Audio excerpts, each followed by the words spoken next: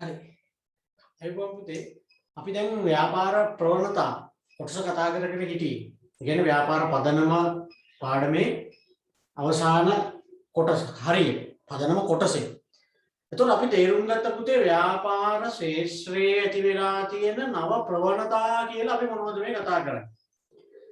මම ඔයගොල්ලන්ට කිව්වා නව ප්‍රවණතාවයක් කියලා කිව්වහම ඒකේ අදහස තමයි අර අලුත්ම ට්‍රෙන්ඩ් එක කියලා කියන්නේ. ප්‍රවණතාවය කියන්නේ ට්‍රෙන්ඩ් එක කියන එක. ඒ කියන්නේ පුතේ දැන් අපි බලනවා දැන් ඉස්සර ඉඳලම තිබිච්ච යම් දේවල් දැන් ඊට වඩා වෙනස් විදිහට. ඉස්සර ඉඳලා තිබිච්ච නැති දේවල් දැන් ඇති වෙලා තියෙන දේවල් තියෙනවා. ඉස්සර මෙහෙම තිබිලා නැහැ. දැන් මේක තමයි යන විදිහ. ඒකටනේ අපි කියන්නේ රැල්ල කියලා. එහෙම නැත්නම් ට්‍රෙන්ඩ් එක කියලා. නිකන් මිනිස්සු කීමට කියන්නේ ඒක තමයි ඉතින් දැන් යන ට්‍රෙන්ඩ් එක. ඒක තමයි දැන් යන රැල්ල. එහෙම කියන්නේ. ඒ රැල්ල කියලා කියන්නේ ට්‍රෙන්ඩ් එක කියලා කියන්නේ පුතේ ප්‍රවණතාවය කියන්නේ. ඒ කියන්නේ ඉස්සර එහෙම තිබිලා නැහැ. මේ අලුතෙන් යන විදිය. අලුතෙන් ඇති වෙලා තියෙන යම් තත්ත්වයන් වලට අපි කියනවා ප්‍රවණතා කියලා. ඒතකොට ලෝකයේ පුරා එක එක විදිහේ ප්‍රවණතාවයන් කාලෙන් කාලෙට එනවනේ. එක එක රැලි එනවනේ. දැන් අපි මෙතෙන්දි කතා කරන්නේ ව්‍යාපාරික වශයෙන් ගත්තාම. දැන් ව්‍යාපාර කියන එක අතීතයේ ඉඳලා තියෙනවා. හැබැයි ව්‍යාපාර ශේෂ්ත්‍රය තුල බිස්නස් වලදී ගත්තාම ඉස්සර තිබිච්ච නැති දැන් ඇති වෙලා තියෙන අමුතු තත්ත්වයන් අලුත් තත්ත්වයන් මොනවද? ඒක තමයි අපි මේ ට්‍රෙන්ඩ් එක. එහෙම නැත්නම් රැල්ල. ඒතර මේක නිකන් රැල්ල ට්‍රෙන්ඩ් එක නෙමෙයි. ව්‍යාපාරික ශේෂ්ත්‍රය තුල ඇති වෙලා තියෙන රැල්ල මොකක්ද? ව්‍යාපාරික වශයෙන් ඇති වෙලා තියෙන අලුත් දේවල් මොනවද? ඒත් එක්කම මම කිව්වා දැන් ඒවට තමයි අපි ට්‍රෙන්ඩ් එක කියලා කියන්නේ රැල්ල කියලා කියන්නේ. දැන් එහෙම අලුතෙන් ඇති වෙලා තියෙන යම් තත්ත්වයන් තියෙනවා නම් එහෙම නැත්නම් ඒ ප්‍රවණතා තියෙනවා නම් ඒවටම තමයි අපි කියන්නේ දැන් ව්‍යාපාර ප්‍රවණතා කියලා කියනවා. ව්‍යාපාර ප්‍රවණතා වලටම තමයි වර්තමානයේ ව්‍යාපාර මුහුණ දෙන අභියෝග කියලා කියන්නේ. හරි ප්‍රවණතා කියලා කියනවා අභියෝග කියලා කියනවා. මේ කියන්නේ පුතේ අර අලුතෙන් ඇති වෙන ඒ වගේ යම් තත්ත්වයන් තියෙනවා. එහෙම මොකක් හරි අලුත් රැල්ලක් එහෙම තියෙනවා නම් දැන් ව්‍යාපාරික වශයෙන් අපි කරන්න ඕනි වැඩේ තමයි ඒ රැල්ලට ඒ ට්‍රෙන්ඩ් එකට අනුගත වෙන්න ඕනේ. ඒ කියන්නේ ඒ අනුව හැඩ ගැහෙන්න ඕනේ. ඒ නිසා තමයි ප්‍රවණතා කියන හැම එකක්ම ව්‍යාපාරික වශයෙන් ව්‍යාපාරිකයන්ට තියෙන අභියෝග කියලා කියන්නේ. මොකද ප්‍රවණතාවයට අනුගත විය යුතුයි. දැන් අපි ගිය සතියේ එකක් කතා කරා. අපි කිව්වා ව්‍යාපාරික වශයෙන් ඇති වෙලා තියෙන අලුත්ම ට්‍රෙන්ඩ් එකක් තමයි මෙන්න මේක. ගෝලීයකරණය. මොකද ගෝලීයකරණය. මේක ඉස්සර ඉඳලා තිබිච්ච දෙයක් නෙවෙයි අලුතෙන් ඇතිවෙච්ච දෙයක්. එතකොට මේක ව්‍යාපාරිකව මේකට අනුගත වෙන්න ඕනේ. මේ අනුව හැඩ ගැහෙන්න ඕනේ. මේක තමයි ව්යාපාර මුහුණ දෙන අභියෝග කියලා මේවට කියන්නේ. මොකද නව ප්‍රවණතා කියන ඒවටම තමයි අභියෝග කියන්නේ. ඒ අභියෝග කියන්නේ හේතුව තමයි අලුත් රැල්ලක් නම් අලුත් ට්‍රෙන්ඩ් එක නම් ඒකට අනුගත වෙන්න බෑ හැමෝම. ට්‍රෙන්ඩ් එකට අනුගත වෙන එක තමයි ඉස්සරහට යන්නේ. දැන් ට්‍රෙන්ඩ් එකට අනුගත වෙන්න බැරි නම් ඒ කියන්නේ අපි වැටෙනවා. ට්‍රෙන්ඩ් එකට අනුගත වෙන්න බැරි වුණාම වෙන්නේ අපි වැටෙනවා. තරගය තුල අපි හැලෙනවා. ඒකනේ දැන් ව්‍යාපාරිකයට මේක උගන්වන්නේ බිස්නස් කරනවා නම් ට්‍රෙන්ඩ් එක තේරුම් ගන්න. රැල්ල තේරුම් ගන්න. ට්‍රෙන්ඩ් එක තේරුම් අරගෙන ඒ අනුව හැඩ ගැහෙන්න. ඒකට අනුගත වෙන්න. ඒකනේ මේ කියන්නේ. එකක් තමයි ගෝලීයකරණය. ඔබ අපි කී සතියේ කතා කරා. අපි කිව්වා ඉස්සර වගේ නෙමෙයි දැන් මුළු ලෝකෙම එකට එකතු වෙලා තියෙන්නේ. ලෝකේ රටවල් අතර කිසිම සීමා මායිම් බාධා මුකුත් නැහැ. නිදහසේ රටවල් අතර ගොඩක් දේවල් මිනිස්සු හුවමාරු කරගන්න. ආන්ගේ තත්ත්වයට අපි කිව්වා ගෝලීයකරණය කියලා. වාණ්ඩහා සේවා නිදහසේ එහෙම යනවා. මිනිස්සු නිදහසේ එහෙම යනවා. සංස්කෘතික කවලම් වෙලා තියෙනවා. හැමදේම රටවල් අතර කියලා දැන් වෙනසක් නැහැ. ලෝකෙම එකට යන්නේ එක ගමනක් යන්නේ. එක මාකට් එකක ඉන්නේ. ඉතින් ඕකට ව්‍යාපාරිකයා අනුගත වෙන්න ඕන. බිස්නස් එකක් කරන මිනිස්සෙක් වර්තමානයේ මේ ට්‍රෙන්ඩ් එක තේරුම් ගන්න ඕන. දැන් අපිට තරග කරන්න වෙලා තියෙන්නේ ලංකාව ඇතුලේ විතරක් නෙවෙයි. ඒ ඉන්න වර්තමානයේදී ව්‍යාපාර ශේෂ්ත්‍රයට එන කවුරු වුණත් අපි කියනවා මේ ගෝලීය දැක්මක් අනුව කටයුතු කරන්න ඕන කියලා. ගෝලීය දැක්ම. ඒ කියන්නේ මේ තමන්ගේ ප්‍රදේශයේ අංක 1 වෙන්න, තමන්ගේ පළාතේ අංක 1 වෙන්න, තමන්ගේ රටේ අංක 1 වෙන්න නෙවෙයි ටාගට් තියාගන්න ඕනේ.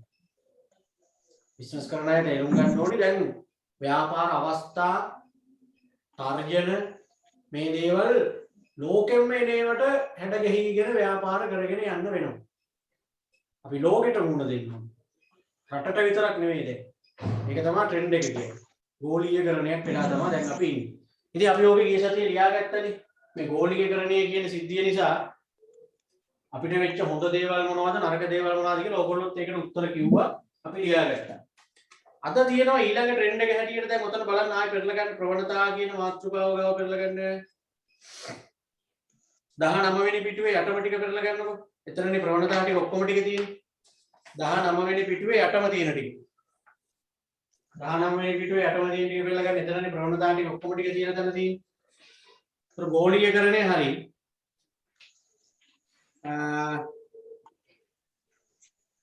ඊළඟට එතන යටින් තියෙනවා විද්‍යුත් වාණිජ්‍ය. දැන් ඔතන ওই ප්‍රවණතා ගොඩක් තියෙනවානේ. ඔය ඔක්කොම ප්‍රවණතා ගැන විස්තර කතා කරන්නේ නැහැ. මොකද ඔය සමහර දැන් ওই තියෙන ප්‍රවණතා අපි කලින් විස්තර කතා කරපුවා. දැන් විද්‍යුත් වාණිජ්‍ය කියන්නේ එහෙම එකක්. ව්‍යාපාර විකාශනය කියන එක උගන්වද්දී අපි කතා කරානේ විද්‍යුත් වාණිජ්‍ය ගැන. ඒ හින්දා මෙතන ආයේ විද්‍යුත් වාණිජ්‍ය ගැන කතා කරන්නේ නැහැ විස්තර. එතකොට මේ ප්‍රවණතාවයක් හැටියට ඒගොල්ලෝ දෙනවා විද්‍යුත් වාණිජ්‍ය. හරිනේ ළමයි. ඉස්සර ඉඳලා තිබ්බේ නෑනේ මේ ඊ-කොමර්ස් කියලා එක. අපි කියවනේ ප්‍රවණතාව කියලා අපි කතා කරන්නේ ඉස්සර ඉඳලා තිබිච්ච නැති දැන් ඇති වෙලා තියෙන දේවල් කියලා. ඒ ඉස්සර තිබ්බේ නෑනේ ඉන්ටර්නෙට් එකෙන් බඩුගත් ක්‍රමයක්. දැන් අලුත්ම ට්‍රෙන්ඩ් එකක් වෙලා තියෙනවා. අලුත් රැල්ලක් වෙලා තියෙනවා. මිනිස්සු අන්තර්ජාලය හරහා වාහන මිලට ගැනීම විකිණීමට යොමු වීම. දැන් මේ වර්තමානයේ මේ අපි ඉන්න කාලය තුල ඒක වඩාත් හොඳට කැපී පෙනෙනවා. ඒක අලුත් ට්‍රෙන්ඩ් එකක්. ඉතින් බිස්නස් කරන අය, ව්‍යාපාර කරන අය තේරුම් ගන්න ඕනේ දැන් යන රැල්ල තමයි මිනිස්සු අන්තර්ජාලය හරහා ගනුදෙනු කරන්න යමු වෙනවා. ඉතින් අපිත් ඒකට අනුගත වෙන්න ඕනේ. අන්න ඒකනේ ළමයි මේ ප්‍රවණතාව ටික උගන්වන්නේ. මේ ප්‍රවණතාවයන් හරියට තේරුම් අරගෙන, ඒ රැල්ල තේරුම් අරගෙන, ඒ ට්‍රෙන්ඩ් එක තේරුම් අරගෙන, ඒ අනුව හැඩ ගැහෙන්න. එහෙම නැතුව බිස්නස් කරන්න බෑ කියන එක තමයි අපි මේකෙන් තේරුම් ගන්න ඕනේ. ඒ කියන්නේ මේක අභියෝගයක් කියලා කියන්නේ අපිට. ව්‍යාපාරවල අභියෝග කියලා මේ ටික හඳුන්වලා තියෙන්නේ ඒකනේ. මොකද මේ රටේ ලෝකේ එක එක දේවල් වෙනස් වෙන ගමනක් ගානේ අපි වෙනස් වෙන්න ඕනේ කියලා කියන්නේ. ඉතින් එහෙම වෙනස් වෙන්න හරි අමාරුයිනේ මිනිස්සුන්ට. දැන් අලුත් ට්‍රෙන්ඩ් එකක් හැටියට විද්‍යුත් වාණිජ්‍ය කරලියට ඇවිල්ලා තියෙනවා. ඊ-කොමර්ස්. ඉතින් ව්‍යාපාරිකයෝ තේරුම් ගන්න ඕනේ මේකට අනුගත වෙන්න. දැන් අපේ ගමේ කඩේ මුදලාලි තාම කොට අනුගත වෙලාද? කොහොමද නැහැ. අනුගමනේ ව්‍යාපාර කරනවා කියන මිනිස්සු. ඉතින් එකපාරට මේ මොකක් හරි අලුත් එකක් ඇවිල්ලා ඒකට හුරු වෙන්න, ඒකට හැඩ ගැහෙන්න කිව්වට මිනිස්සුන්ට එහෙම ලේසියෙන් බෑනේ. දැන් ඔයගොල්ලන්ගේ ගමේ කඩේ ඉන්න නිකන් වයසක මුදලාලි කෙනෙක් ගැන හිතන්න. ඒ මිනිස්සුන්ට වෙන ඔන්ලයින් ගණදොනු ගැන කිව්වට ඒ මිනිස්සුන්ට තේරෙනවද? නෑනේ. ඒ මිනිස්සුන්ට මේක දන්නවද? ඒ මිනිස්සුන්ට මේකට කැමතිද? නෑ. අන්න ඒකයි. ඉතින් ඒක නිසා හැබැයි අපිට පේනවා වර්තමානයේ ශීඝ්‍රයෙන් ගොඩාක් ව්‍යාපාර මේ ට්‍රෙන්ඩ් එක තේරුම් අරගෙන මේකට අනුගත වෙගෙන යනවා. ඒක ටිකක් වැඩි වුණා මේ කොරෝනා සීසන් එකේ. දැන් ටික ටික විද්‍යුත් වාණිජ්‍ය කියන ඒවා මිනිස්සු කරා. يعني ව්‍යාපාරිකයෝ අන්තර්ජාලය හරහා භාණ්ඩ විකිණීම කරා මිනිස්සු යම් පිරිස් ඉන්ටර්නෙට් එකෙන් බඩු හේම ගෙන්න ගත්තා. දැන් ප්‍රශ්නේ උනේ කොරෝනාවනේ. කොරෝනාවට පස්සේ මිනිස්සුන්ට සාමාන්‍ය විදිහට ගණදෙනු කරන්න බැරි වෙලානේ දැන් තියෙන්නේ. ඒකම විකල්පය හැටියට තියෙන ඉන්ටර්නෙට් එක. දැන් ඕගොල්ලෝයි මායි මේ වෙලාවේ මේ කරන වැඩෙත් මොකද්ද? විද්‍යුත් වාණිජ්‍යයක් තමයි.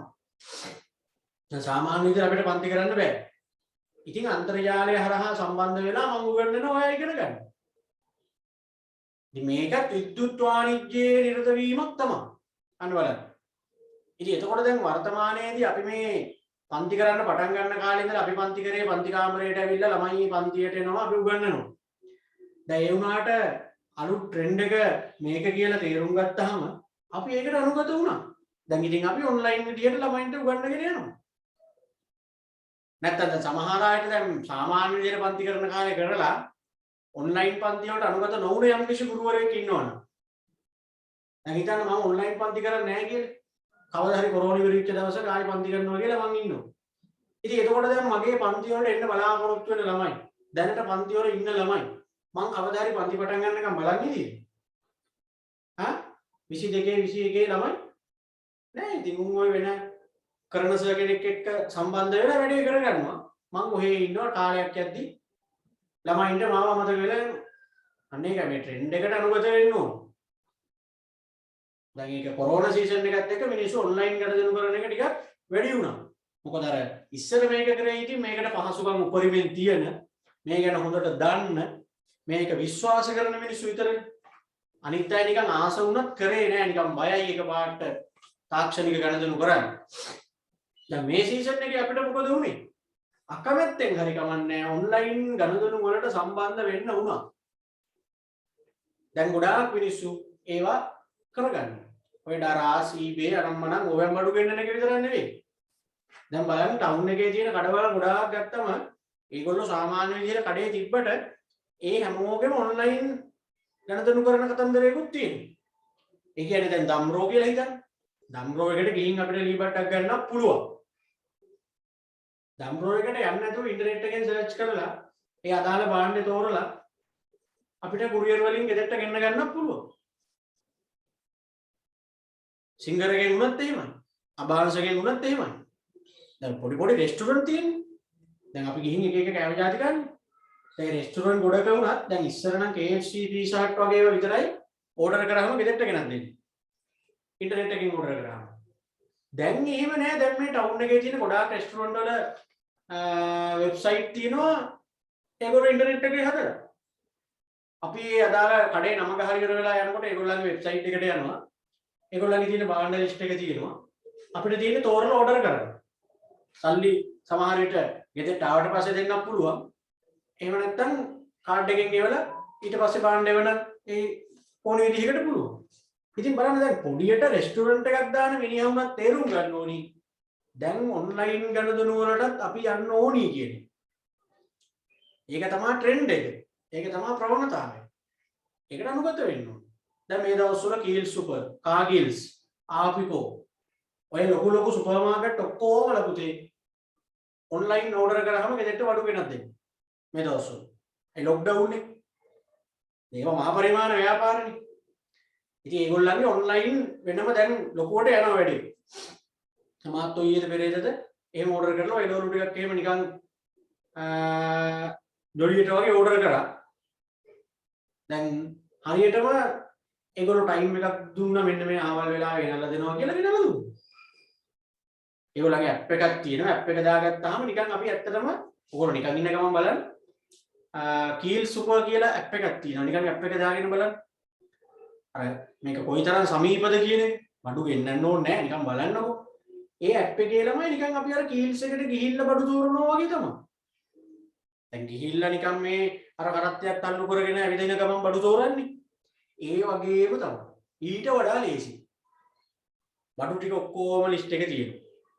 ඒකෙන් එකක් සිලෙක්ට් කරන ගමනක් ගානේ අපිට අදාළ ප්‍රමාණය සිලෙක්ට් කරන්න පුළුවන්. කිලෝ එකක්ද 500ද 250ද එහෙම කියලා. ඒ සෙට් කරන ගමනක් ගානේ ඒකේ ගානත් එක්ක උඩින් බැලන්ස් එක වැටෙනවා. මෙච්චරයි දැන් ගාන මෙච්චරයි දැන් ගාන මෙච්චරයි. ඉතින් අපිට බඩු ටික සිලෙක්ට් කරලා ඔක්කොම එතකොට අපි දන්නවා මෙන්න මෙච්චරක් ගාන යනවා මේ ටිකට කියලා ගානට උඩ වැටෙනවා. ප්‍රවාහන ගාස්තුව මෙච්චරයි කියලා ඔක්කොම ඇඩ් වෙලා සම්පූර්ණ ගාන වැටෙනවා. දැන් මම ගෙන්න ගත්තේ කිලෝමීටර 7ක් විතර දුරක්. රුපියල් 150යි ප්‍රවාහන ගාස්තුව වරන් තිබෙයි. ඉතින් මම ට්‍රැවල් එක ගිහින් ගෙනාවා නම් 350ක් යනවා. වාහනේ ගිහිනවා නම් ඒ තෙල් පිටිනවා. ඉතින් බලන්නකො ගෙදර ඉඳන් ගෙන්න ගන්න එක පට්ට ලාභයි. එලෝලු වර්ගයේ මනම්මන සිලෙක්ට් කරලා ගෙනද ඉතින් අර සාමාන්‍යයෙන් අපි ගිහින් ගන්නවට වඩා ක්වොලිටි විදිහට බඩු ටික වෙනවා. අපි ගිහින් ගත්තොත් අපි මේ පෑ තෝරගන්න. ඒගොල්ලෝ තෝරලා වෙනකොට ඒගොල්ලෝ දන්නවනේ නරක වෙච්ච එකොත් එහෙම කම්ප්ලේන්ට් එනවා කියන්නේ. ඒ හොඳම ක්වොලිටි බඩු වලින් තෝරලා වෙනවා. අන්න බලන්න ඒතකොට ඒගොල්ලෝ ඒ වගේ ක්‍රමවලට යනකොට එතකොට මේ අපේ අනිකුත් ව්‍යාපාරිකයන්ට බැරි නම් එතෙන්ට යන්න. බැරි නම් කියන්නේ හැමෝටම බෑනේ. එතකොට වෙන්නේ ළමයි නිකම්ම ඉතින් තරඟකාරීත්වය තුල ටික ටික හැලෙනවා. දැන් තාම අපේ පරණ પરම්පරාවේ ඉන්න හින්දා සමහර ව්‍යාපාරිකයෝ රැකිලා ඉන්නවා. හැබැයි ওই પરම්පරාව නැති වෙලා ළමයි මේ අලුත් පරම්පරාව ඕගොල්ලෝ කරලියට එනකොට ඕගොල්ලෝ තරුණ වෙලා වැඩිහිටි වෙලා කසාද බැඳලා ඕගොල්ලෝ පවුල් වල ජීවත් වෙන කාලෙ වෙද්දි ඕගොල්ලෝ මේ නව තාක්ෂණයට අපිටත් වඩා හුඟක් අනුගත වෙලා තියෙන්නේ. එදාට කඩවල් වල ගිහින් බඩු ගන්න පිරිස අඩු වෙයි. එතකොට වැඩි පිරිසක් ගෙදරට වෙලා ඉන්ටර්නෙට් එකෙන් බඩු වෙන්න ගන්න පිරිසක් වෙයි. වැඩි පිරිසක් බැංකුවට යන්නේ නැතුව ගෙදරට වෙලා බැංකු ගනුදෙනු කරන පිරිසක් වෙයි. ඕගොල්ලන්ගේ කාලෙ වෙද්දි වැඩි පිරිසක් පන්ති යනවා වෙනුවට ඔන්ලයින් පන්ති හරහා ඉගෙන ගන්න කාලයක් එයි. ඉතින් ඒ වෙද්දි ඒකට අනුගත වෙන්න බැරි ව්‍යාපාරික පිරිස මේ තරඟකාරීත්වය තුලින් විසි වෙලා තියෙන්නේ. අන්න ඒකයි විද්‍යුත් වාණිජ්‍ය කියන්නේ. එතකොට මොකද්ද නව ප්‍රවණතාවය? ඒවටත් අනුගත වෙන්න ඕන. ඊ-කොමර්ස් කියන්නේ. හරි ඊ-කොමර්ස්. තුන්වෙනි එක තාක්ෂණික දියුණුව. ඒකත් මම පැහැදිලි කරලා නැහැ. මොකද තාක්ෂණයේ දියුණුව ගැන එහෙම පැහැදිලි කරලා ඉවර කරන්න පුළුවන් එකක් නෙවෙයි. තාක්ෂණය කියන එක හැම පැත්තෙම හැම ශේෂ්ත්‍රයෙන්ම මොහොතින් මොහොත දවසින් දවස වෙනස් වෙන එකක්. ඉතින් ව්‍යාපාරිකයෝ හැටියට අපි තේරුම් ගන්න ඕනි තාක්ෂණයේ ශීඝ්‍රයෙන් වෙනස් වෙනවා. ඒ වෙනස් වෙන තාක්ෂණයට අනුගත වෙලා යන්න ඕන. තාක්ෂණය වෙනස් වෙන්න අපි ඒ අනුව හැඩගැහෙන්න ඕන. තාක්ෂණය වෙනස් වීමත් සමග හැඩගැහෙන්න බැරි නම් ඒ ව්‍යාපාරිකය වැටෙනවා. තාක්ෂණයේ දියුණුවත් එක්ක වෙනස් වීමත් එක්ක අනුගත වෙන්න බැරි නම් හැඩගැහෙන්න බැරි නම් වැටෙනවා. දැන් බලන්න කඩේකට ගියාම කාඩ් එකෙන් බිල් ගෙවන්න ගොඩක් තැන් වල තියෙනවා. ඉතින් ඔතෙන්ට අනුගත වෙන්න බැරි ව්‍යාපාරිකයාට අනාගතයේදී බිස්නස් අඩු වෙනවා. දැනට වුණත් ගොඩාක් වෙලාවට තරුණ පරම්පරාව අර අපේ අම්මලා තාත්තලාගේ පරම්පරාවෙන් පස්සේ පරම්පරාව කෑෂ් වලින් ගණන් කරන හරිය අඩුයි. කාඩ් එක තමයි අපි ගොඩක් වෙලාවට පාවිච්චි කරන්නේ. ඉතින් අපි ගොඩක් වෙලාවට යම් බඩු ගන්න ගියාම අතේ සල්ලි නැහැ ඇත්තට. ඒ සල්ලි තියාගන්නේ නැහැ. ඉතින් අපි ඒ වෙලාවට මොනව ගන්න ගියත් අර කාඩ් එකෙන් ගෙවන්න පුළුවන් තැන තමයි හොයන්නේ. සෙන්ඩ් එකකින් තෙල් ගැහුවත් නවත්තලා අහනවා කාඩ් එකෙන් ගෙවුවේ හැටි. බෑ කිව්වොත් ඉතින් අතේ සල්ලි නැහැ තෙල් ගන්න. යනවා කාඩ් එකෙන් ගන්න පුළුවන් තැනකට. සමහර විට රුපියල් 70ක වතුර බෝතලයක් ගන්නත් රුපියල් ටිකක් ගාව නවත්තන්න. ඇයි ඉතින් කාඩ් එකෙන් ගෙවන්න පුළුවන් උන්ගේ. පොඩි ගඩේකට ගිහින් 70ක වතුර බෝතලයක් කරා කාඩ් එක දුන්නා කාඩ් එකෙන් ගන්න නැහැ. කාඩ් පාවිච්චි යන්නේ. ඒකයි නව තාක්ෂණයත් එක්ක යන්න ඕන. හරි අලුත් තාක්ෂණයත් එක්ක යන්න ඕනේ. ඒකට අනුගත වෙන ව්‍යාපාරිකයෝ ටක් ගාලා ශේෂ්ත්‍රයෙන් එහාට යනවා. තාක්ෂණයට අනුගත වෙන්න බැරි ව්‍යාපාරිකයෝ වැටෙනවා. හරි තාක්ෂණයට අනුගත වෙන්න බැරි ව්‍යාපාරිකයෝ වැටෙනවා. දැන් ව්‍යාපාර කටයුතු වලදී හැම දෙයකම නව තාක්ෂණය පාවිච්චි කරන ව්‍යාපාරිකයෝ ඉන්නේ. ඒ හැම දෙයකම නව තාක්ෂණය කියන දේ ඇවිල්ලා තියෙනවනේ.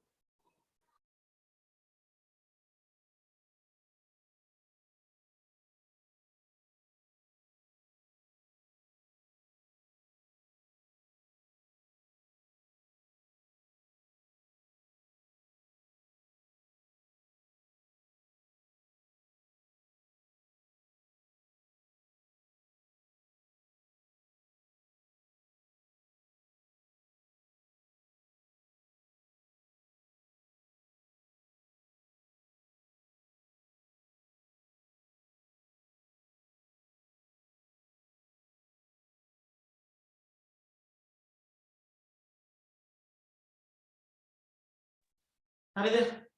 ඒ කියන්නේ පුතේ නව තාක්ෂණය කිව්වම ඒකයි මම කිව්වේ ඒක නිකන් අර කියලා ඉවරයක් කරන්න පුළුවන් එකක් නෙවෙයි.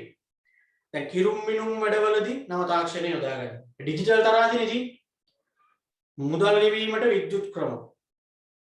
භාණ්ඩ අර මේ මොනවාද අපි කියන්නේ බිල් හදන්න නම් මනම් වලට මොකද දැන් තියෙන්නේ කෙලිම බාකෝඩ් සිස්ටම් එකදී. බලන්න එතකොට මේ බාකෝඩ් සිස්ටම් එකට බිල් දාන තැනකයි නිකන් අර තාමත් පොළොව එක නිකන් ලියලා ඉවර වෙලා ගණන් හදලා බිල ගන්න තැනකයි ගත්තත් යන පාරිභෝගිකයට එපා වෙන්නේ කොතනද? අර පෑනෙල් ලියලා ගණන් එකතු කරන දර පරක්කු වෙන්නේ වැඩි. අපි සමහර වෙලාවට දැන් මිනිස්සු මාන විදියට බිසි මිනිස්සුන්ට නිදහසේ බඩුව මුට්ටුවක් ගන්න එහෙම ටයිම් නැහැ ගොඩක් වෙලාවට. අපි ඉතින් මොනවා හරි ගන්න ගිහිල්ලා අපි බලන්නේ පුළුවන් තරම් ඉක්මනට වැඩේ කරන් එන්න.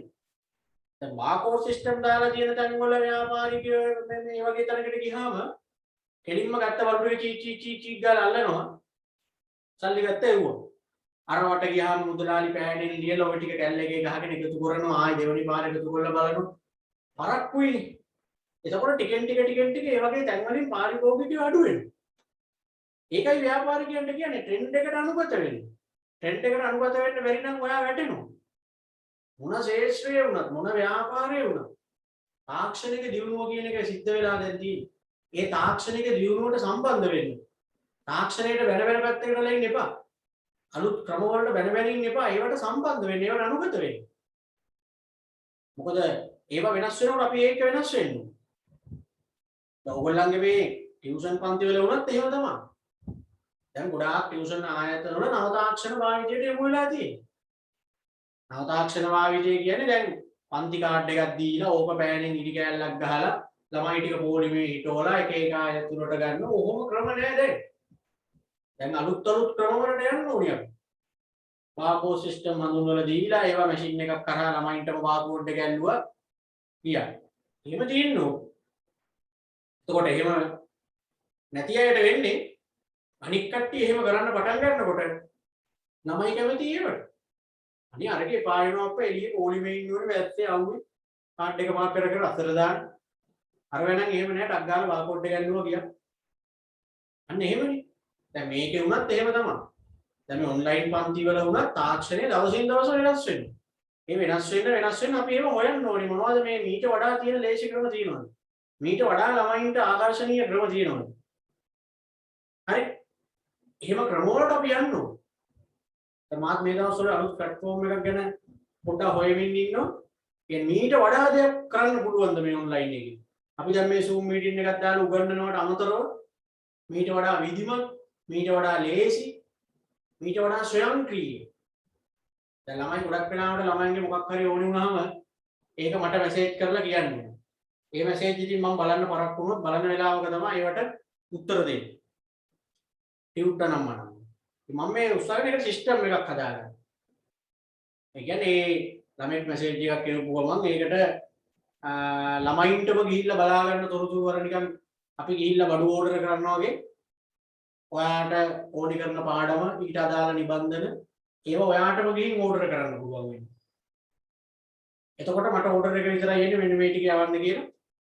ළමයාට තමයි ටියුටර් නම් මම සිලෙක්ට් කරන්න තියෙන්නේ. අන්න එහෙම ඉතින් අපි මේ වගේ දේවල් අත්හදා බලන්න ඕනේ. මේ වගේ දේවල් වලට යන්න ඕනේ. එතකොටනේ ළමයි උනත් තේරුම් ගන්නේ නියමයි කියන හරි ලේසි. ටක් ගාලා මේ ආන්සර් එනවා මොකක් හරි අහුවහම. එතකොට තමයි අපි මේක ඉස්සරහට යන්නේ. ඉතින් මේවට සම්බන්ධ වෙන්න බැරුව, අනුගත වෙන්න බැරුව එහෙම ඉන්නවනම් ඉතින් වැටෙනවා. මොන ශේෂ්ත්‍රෙත් එහෙම. එහෙනම් තාක්ෂණික දියුණුව කියන්නේ අලුත් ප්‍රවණතාවයක්. තාක්ෂණික දියුණුව.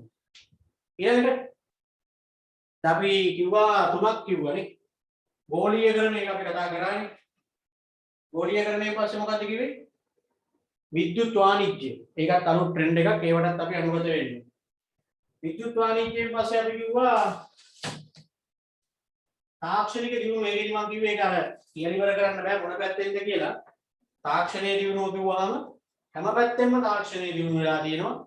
ඉතින් ව්‍යාපාර කරන අය මොන විදිහේ ව්‍යාපාරයක් කරත් ඒ තාක්ෂණයට අනුගත වෙලා යන්න ඕනේ.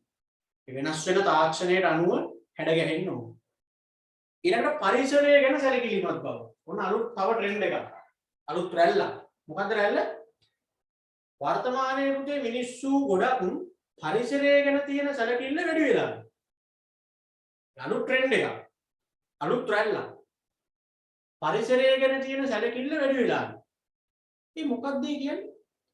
ඒ කියන්නේ දැන් ඉස්සර වගේ නෙවෙයි. දැන් මිනිස්සු පරිසරය ගැන තියෙන අවධානය පරිසරය ගැන තියෙන සැලකිල්ල එන්න වැඩිලු. එතකොට අපිට මොකද්ද මේකෙන් හිතන්න තියෙන්නේ? අලුත් රැල්ලක් හැදීගෙන යනවලු පරිසරය ගැන මිනිස්සු සැලකිලිමත් වීම වැඩි වෙලා. මිනිස්සු රජය ව්‍යාපාර හැමෝම පරිසරය ගැන වෙනදට වඩා දැන් හිතනවා. අලුත්ම රැල්ලක්. සමහරට අපිට ඉන්න අලුත් රැල්ලක් කිව්වම ඒක ඉස්සර හිටපු මිනිස්සු පරිසරයට ආදරය කරේ නැද්ද? අලුත් රැල්ලක් කියලා කියන්නේ නෑ. මෙතන කතන්දරේ මේකයි. අතීතයේම හිටපු මිනිස්සු පුතේ පරිසරයත් එක්ක ජීවත් වුණා. පරිසරයත් එක්ක සබහාදහමත් එක්ක ජීවත් වුණා. පස්සේ මිනිස්සු කාලයක් යනකම් මොකද උනේ? මිනිස්සු තමන්ගේ සුඛ විවරණය සඳහා තමන්ගේ දියුණුව තමන්ගේ සංවර්ධනය සඳහා ස්වභාවික පරිසරයට ගොඩක් හානි කරා. මිනිස්සු තමන්ගේ යහපත විතරයි බැලුවේ ඒ ගමනේදී ස්වභාවික සම්පත් වලට සබහා දහමේ තියෙන දේවල් වලට මොකද වෙන්නේ කියන එක මිනිස්සු එච්චර තැකීමක් කරේ නෑ. අන්තිමට මොකද වුනේ? මිනිස්සු මේ ස්වභාවික පරිසරය දූෂණය කරලා කෙලසලා ඒක විනාශ කරලා දැම්මා. වර්තමානයේදී මිනිස්සුන්ට සිද්ධ වෙලා තියෙනවා ඒ පරිසරයට කරපු හානියේ රිටර්න් එක අත්විඳින්න. ලෝකේ හැම රටකටම හැම මිනිහෙකුටම දැන් සිද්ධ වෙලා තියෙනවා අපි මේ පරිසරයට කරපු විනාශය, මේ පරිසරයට කරපු හානිය දැන් අපිට රිටර්න් එක විදිහට අනිත් පැත්තට ලැබෙන්න පටන් අරගෙන තියෙනවා. අන්න ඒ හින්දා පරිසරය ගැන දැන් මිනිස්සුන්ගේ තියෙන සැලකිල්ල වැඩි වෙලා තියෙනවා. එහෙම නැතුව මේ මිනිස්සුන්ට බොක්කෙන් හැඟීමක් ඇවිල්ලා පරිසරය ගැන අපි පරිසරය රකින්න ඕනේ කියන පිරිසුදු චේතනාවක් ඇති වෙලා නෙවෙයි. හැමෝටම දැන් මට්ටු වුණා මිනිස්සු. මට්ටු වුණාට පස්සේ රිටර්න් එක හම්බුණාට පස්සේ තමා මිනිස්සුන්ට දැන් ටිකක් බය වෙලා රත් වෙලා තියෙන්නේ. දැන් තමා රජයන් වලට ලෝක විවිධ සංවිධාන වලට මේ පරිසරය ගැන ආදරයක් එක්කමක් ඇති වෙලා තියෙනවා. මොකද මිනිස්සු තේරුම් ගත්ත මේ යන විදියට තව දුරටත් ගියොත් අනාගතයේදී අපිට මීට වඩා ඛේදවාචක වලට මුහුණ දෙන්න වෙනවා කියලා. ඒ හින්දා තමයි මිනිස්සු දැන් පරිසරය ගැන සැලකිල්ල වැඩි වෙලා කියලා කියන්නේ. දැන් ඇත්තටම මෙහෙම ට්‍රෙන්ඩ් එකක් තියෙනවනේ නිකන්. පරිසරයට ආදරය කරන්න, පරිසරය රැක ගන්න ඕනි. අනීති දාලා පණක් ගෙනල්ලා ගඩ ගහනවා. ජාත්‍යන්තර සම්මන්ත්‍රණ තියෙනවා, ජාත්‍යන්තර සංවිධාන පිළිවෙල තියෙනවා. ප්‍රමිති ලාංඡන හඳුන්වල දීලා තියෙනවා. මේ ඔක්කොම ඇවිල්ලා අර මිනිස්සු පරිසරය ගැන සැලකිලිමත් වෙලා තියෙනවා කියන උදාහරණනේ. ඒක උනේ මිනිස්සුන්ට පරිසරයෙන් දෙන රිටර්න් එක වැඩි වීමත් එක්ක. දැන් බලන්න වර්තමානයේ මිනිස්සුන්ට ස්වභාවික පරිසරයෙන් හම්බ වෙන දඬුවම්. දැන් අපි මේ වෙලාවේ අවුරුදු දෙක විතර තිස්සේ මේ දුක් විඳින්නේ අත්විඳින්නේ ඒ ස්වභාව දහමේ දඬුවමක් මේ කොරෝනා කියන්නේ. දැන් බලන්න ලෝකෙ මිනිස්සු කීයක් දැන් මේ නිසා මැරුණාද? දැන් ස්වභාවිකව ඇති වෙච්ච වෛරසයක් නම් ඒක ස්වභාව දහමේ රිටර්න් එකක්. ඉතින් නෑ මොකෙක් හරි හදපු එකක්ද ස්වභාවික ඇති වෙච්ච දෙයක්ද කියන්නේ. එක විදිහේ මත පළ කරනවා. හරි. චීනෙන්ම ඇවිල්ලා අන්තිමට ඒකට ගහන එන්නතත් චීනෙන්ම එනවා. එක ඒවා අපිට හිතෙනවා. ෆිල්ම් වල එහෙම තියෙන කතන්දර ඇත්තට වෙනවද කියලා හිතෙනවා වෙලාවකට. ලෙඩෙත් එහෙම ඇවිල්ලා අන්තිමට ඒකට ගහන ඉන්ජෙක්ෂන් එකක් ලෝකේ පුරා ඒගොල්ලොම විකුණනවා. ඒගොල්ලන්ට දැන් කොරෝනා නැහැ. ලෙඩේ හොඳයි. දැන් අනිත් හැම රටකම තියෙනවා. වගේ එක ප්‍රශ්න තියෙනවා. ඉතින් අපි දන්නේ අපිට ඕක විග්‍රහ කරන්න බෑ. හරිද? සිතුවිලි. ඉතින් එහෙම බැලුවාම අපි හිතමුකෝ ස්වභාවික ඇති වෙච්ච වෛරසයක් නම් ස්වභාව දහමේ රිටර්න් එකක් නේ හම්බුනේ.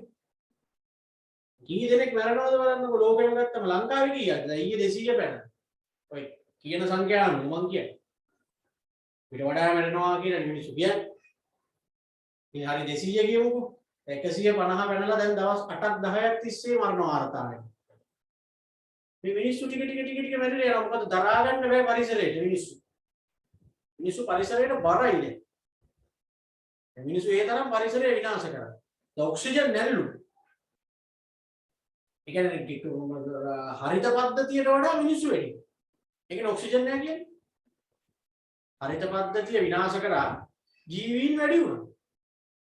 මිනිස්සුන්ට හිතුන්නේ නැහැ ජීවීන් වැඩි වෙනකොට ඒ උස්ම ගන්න හරිත පද්ධතිය ඕනි කියලා. ඔය බහුවේ දවසක හරි ඇමතියෙක්ද කොහෙද ගියේ ඔක්සිජන් ගන්නද කියලා. රටවල් වල පාලකයෝ හැටියට ඉන්නේ අන්න ඒ වගේ හරක්. ඉතින් එහෙම වුණාම අන්තිමට රටේ ජීවීන් ටික වැඩි වෙන්න හරිත පද්ධතිය අඩු වෙගෙන ගියා. දැන් ඔන්න ඔක්සිජන් නැතුව දඟලනවා.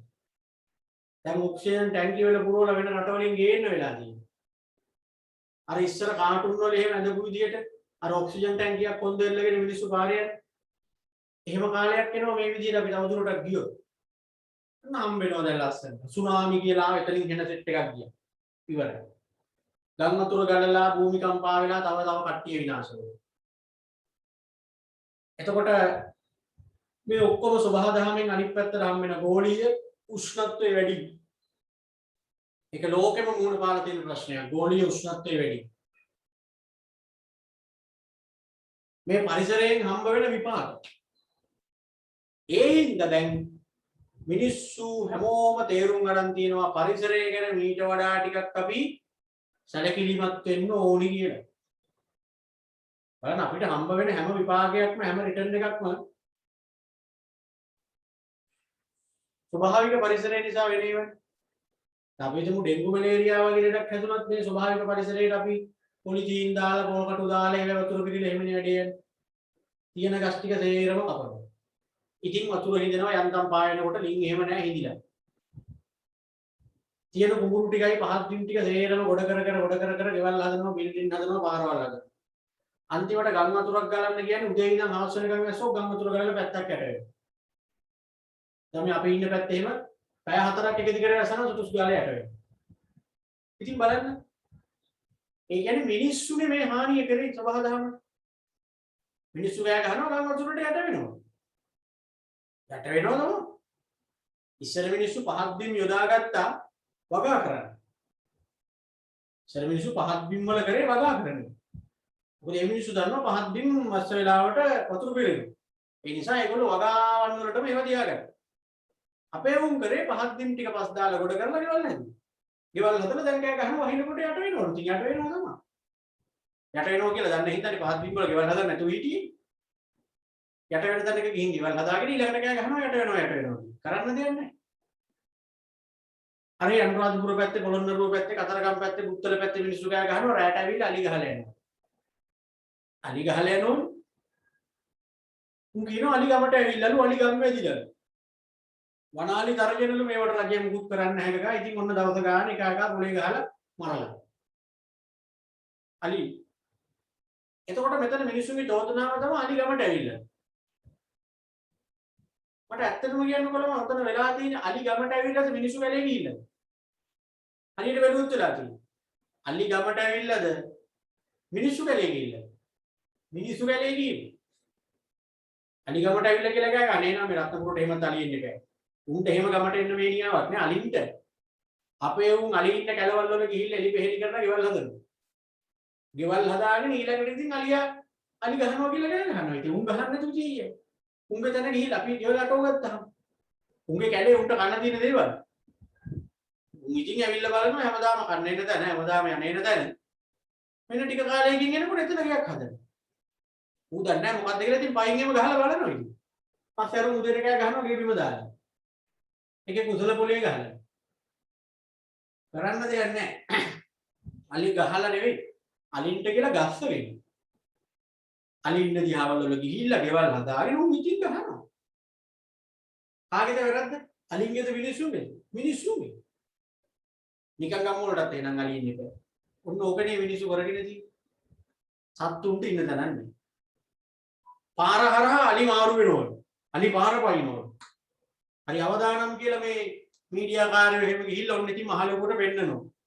මිනිස්සු එහෙම යනවා හිටපු ගමන් අලි එනවා එලෝගෙන. බයිසිකල් එහෙම දාලා දුවනවා සමහරෙකු වෙන්නනවා. ඉතින් ළමයි මට කියන්නකො ඇත්තටම වෙලා තියෙන්නේ අලියා පාර මාරු වෙන එකද? නැත්නම් අලියා මාරු වෙන තැනින් මුන් පාර හදලාද?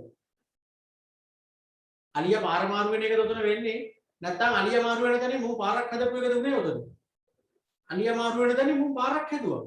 පාරක් හැදුවට පස්සේ ඉතින් අලියා මාරු වෙන තැනනේ හැමදාම ඌ ඉතින් හැමදාම යනවා. පාර නැති කාලෙත් ඌ එතනින් ගියා. දැන් පාර තියෙන කාලෙත් යනවා. ඉතින් ඒ යන අතරතුරේ බයිසිකලයක් එහෙම තිබ්බහම ඌ නිකන් එහෙම මෙහෙම මොඩෙන් එහෙම ගහලා පයින් එහෙම ගහලා බලනවා මොකද්ද කියන්නේ. ගහපු එකා ඉතින් ගිහිල්ලා කිලෝමීටර් දෙකක් විතර ඇත වැටිලා. අලියගේ වැරද්දක් නැහැ. පාරවල් හදාගෙන අලිය යන තැන් වලින් ඊළඟට කිනවා ගැහුවා. ගහලා නෙමෙයි ගස්සගෙන. ඕකයි වෙලා තියෙන්නේ. ගම් වතුර ගැහුවා. යට වෙලා යට කරගෙන කුණු කන්දක් නැහැ ගියේ ලංකාවේ බලන්න ඉතින් ජීවිතේට අහලා තියෙන දේවල්ද කියලා ඕවා.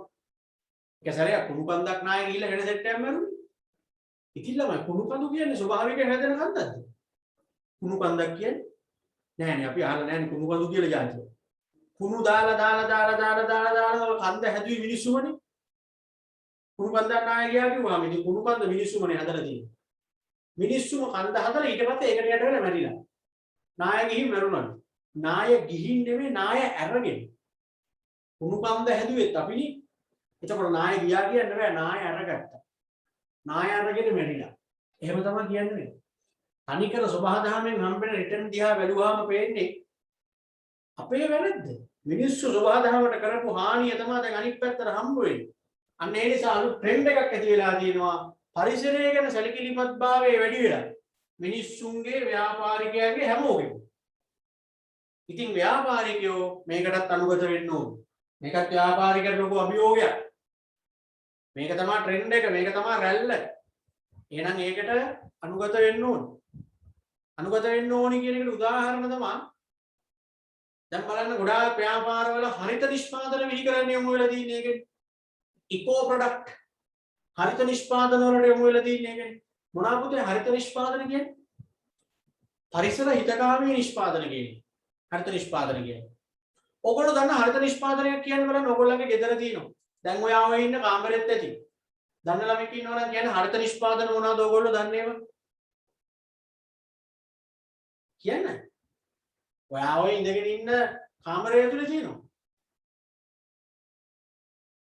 ඒවත් දන්නේ නැහැ ඔය. හරිත නිෂ්පාදනයකට උදාහරණයක් කියන්න. මම දන්නවා ඔයා ඉන්න කාමරේ තියෙනවා මේ වෙලාවේ. මං ඉන්න තැනක් තියෙනවා. මේ හැමතැනම තියෙනවා ගොඩක් අය. හරිත නිෂ්පාදන කිව්වම හිතන්න එපා කොළ පාට ඒවා රස් වලින් ගන්න ඒවා එහෙම විතරයි කියලා. හරිත නිෂ්පාදන කියන්නේ පරිසර හිතකාමී නිෂ්පාදන කියන එක. එක ළමෙක්වත් දන්නේ නැද්ද හරිත නිෂ්පාදන වල උදාහරණයක්? ඩෙස්පුටු ගන්නත් පුළුවන්. ඒවත් ස්වභාවික දෙයකින් හදපු දේවල්, දි รา පත් වෙන දේවල් හින්දා එහෙම ගස් වලින් ගන්න නම් හිතන්න යන්න එපා. ඒවත් හරි වෙන එකක් කියන්නේ. ඉතින් ඔයා ඉන්න කාමරයේ තියෙන බල්බ් එක CFL ද? සුදු එළියේ තියෙන බල්බ් එකක්ද කියන්නකෝ. සුදු එළියේ තියෙන බල්බ් එකක් නම් පුතේ හරිත නිෂ්පාදන තමයි. ඉකෝ ප්‍රොඩක්ට්. බලන්න බල්බ් එකේ පෙට්ටිය ගෙනාවම. බල්බ් එක ගෙනාවම. CFL LED බල්බ් ඔක්කොම හරිත නිෂ්පාදන. ඒ කියන්නේ පරිසර හිතකාමී. අර කහ පාට එළියේ තියෙන ගෙඩි බල්බ් එක පරිසර හිතකාමී නෑ. ඒකනේ ඒකට එන කරන්ට් එකක් කියන්නේ. පරිසර හිතකාමී කියන්නේ ඒකනේ. ඉතින් දැන් මේකට අඩුම විදුලි බලධාරීතාවය යන්නේ CFL වලට LED වලට යන්නේ. අරකට එන කරන්ට් එකක් යනවනේ ඉතින්. ඒකයි. ගෙදර තියෙන ෆ්‍රිජ් එක බලන්න CFC ෆ්‍රී කියලා ගහලා තියෙනවද කියන්නේ. CFC ෆ්‍රී කියලා ගහලා තියෙනවා නම් හරිත නිෂ්පාදනයක්. එහෙම නැත්නම් කොළ පාට මොකක් හරි ඇති ග්‍රීන් ප්‍රොඩක්ට් කියන. AC මැෂින් වල ශීතකරණ වල තියෙනවා. එන ගොඩාක් පරිසර හිතකාමී විදුලිය පරිවහන. ඒවා තමයි හරිත නිෂ්පාදන. දි รา පත් වෙන ඇසුරු. දි รา පත් වෙන ඇසුරු කියලා කියන්නේ දැන් ඔය අර කීල්ස් එකෙන් කාගීල්ස් එකෙන් බඩු ගන්න ගියාම ඒගොල්ලන්ගේ මල්ලක් දෙන්නේ. ඒවා. එතකොට ඔය කෑම જાති වල ඇසුරුම් පවා තියෙනවා නිකන් දි รา පත් වෙන විදිහට හදපුවා. පොලිටීන්ම නෙමෙයි දිරනවා. දිරලා යන විදිහට මැටි බඳුන් වල දාපු ආහාර වර්ග හරිත නිෂ්පාදන. හරිනේ. එතකොට වර්තමානයේ අපිට ඔයාලට පේන්නේ නැද්ද නිකන් ඒ වගේ ඒවා රැල්ලක් ඇති වියගෙන යනවා කියන්නේ. නිකන් හැමෝම නිකන් පරිසර හිතකාමී දේවල් නිපදවන්න නිකන් පොඩි උනන්දුවක් තියෙනවා. ඒ උනන්දුව කොහෙන්ද ආවේ? මේ ට්‍රෙන්ඩ් එකට අනුගත වීම තමයි ඒ කරන්නේ. ව්‍යාපාරිකයා දන්නවා දැන් ට්‍රෙන්ඩ් එක තමයි පරිසරය ගැන සැලකිලිමත් වෙනවා හැමෝම. ඒකට අනුගත වෙන්න ඕනි හින්දා ව්‍යාපාරිකයා හරිත නිෂ්පාදන වලට පෙළඹෙනවා. පාරිභෝගිකයගේ අවධානය ගන්නත් එක්ක. හරි. අනේ ගැන පොඩ්ඩක් විස්තර ඇති ටියුට් එකේ බලන්න. අනිත් ඒවා විස්තර නෑ මොකද ඒවා අපි කලින් කතා කරපුවා හින්දා. පරිසරය පිළිබඳ සැලකිලිමත් බව කියන එක තියෙන එහා පැත්තේ පිටුවේ. පරිසර ආරක්ෂණය කෙරෙහි වැඩි අවධානයක් යොමු කිරීමද වර්තමාන ව්‍යාපාරික ලෝකයේ පවත්නා ප්‍රවණතාවකි. ඊට පහත උදාහරණ සලකා බලමු. ලියන්න ව්‍යාපාර හරිත නිෂ්පාදන වලට යොමු වීම. ව්‍යාපාර හරිත නිෂ්පාදන වලට යොමු වීම. ව්‍යාපාර හරිත නිෂ්පාදන වලට යොමු වීම. ව්‍යාපාර හරිත නිෂ්පාදන වලට යොමු වීම.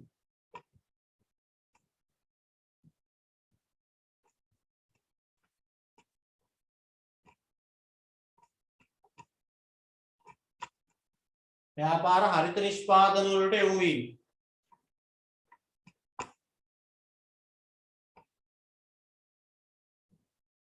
ව්‍යාපාර හරිත නිෂ්පාදන වලට යොමු වීම. හරිත නිෂ්පාදන වලට යොමු වීම. ඊළඟට පරිසර ආරක්ෂණය පිළිබඳ ජාත්‍යන්තර සංවිධාන බිහිවීම. පරිසර ආරක්ෂණය පිළිබඳ ජාත්‍යන්තර සංවිධාන බිහිවීම. පරිසර ආරක්ෂණය පිළිබඳ ජාත්‍යන්තර සංවිධාන බිහිවීම.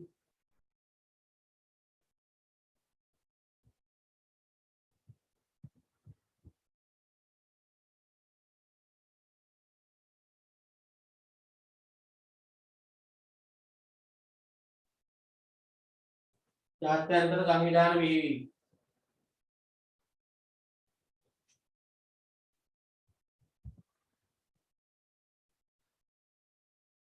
වරාංගස ලියන මිහිකත සමුළුව කියලා. ඒ මොනවද ඒ සංවිධානය කියලා නැත්තම් දන්නේ නැහැ. මිහිකත සමුළුව කියලා වරාංගස ලියන. මිහිකත සමුළුව.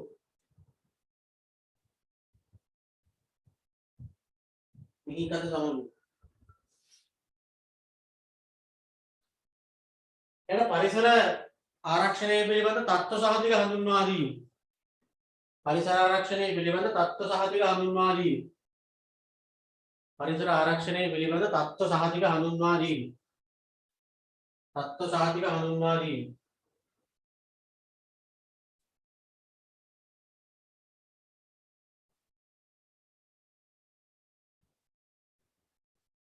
වරාංගස ලියන ISO 14001. වරාංගස ලියන ISO 14001. ISO 14001 මේ ප්‍රමිතිය දෙන්නේ පරිසරය ආරක්ෂා කරන අය.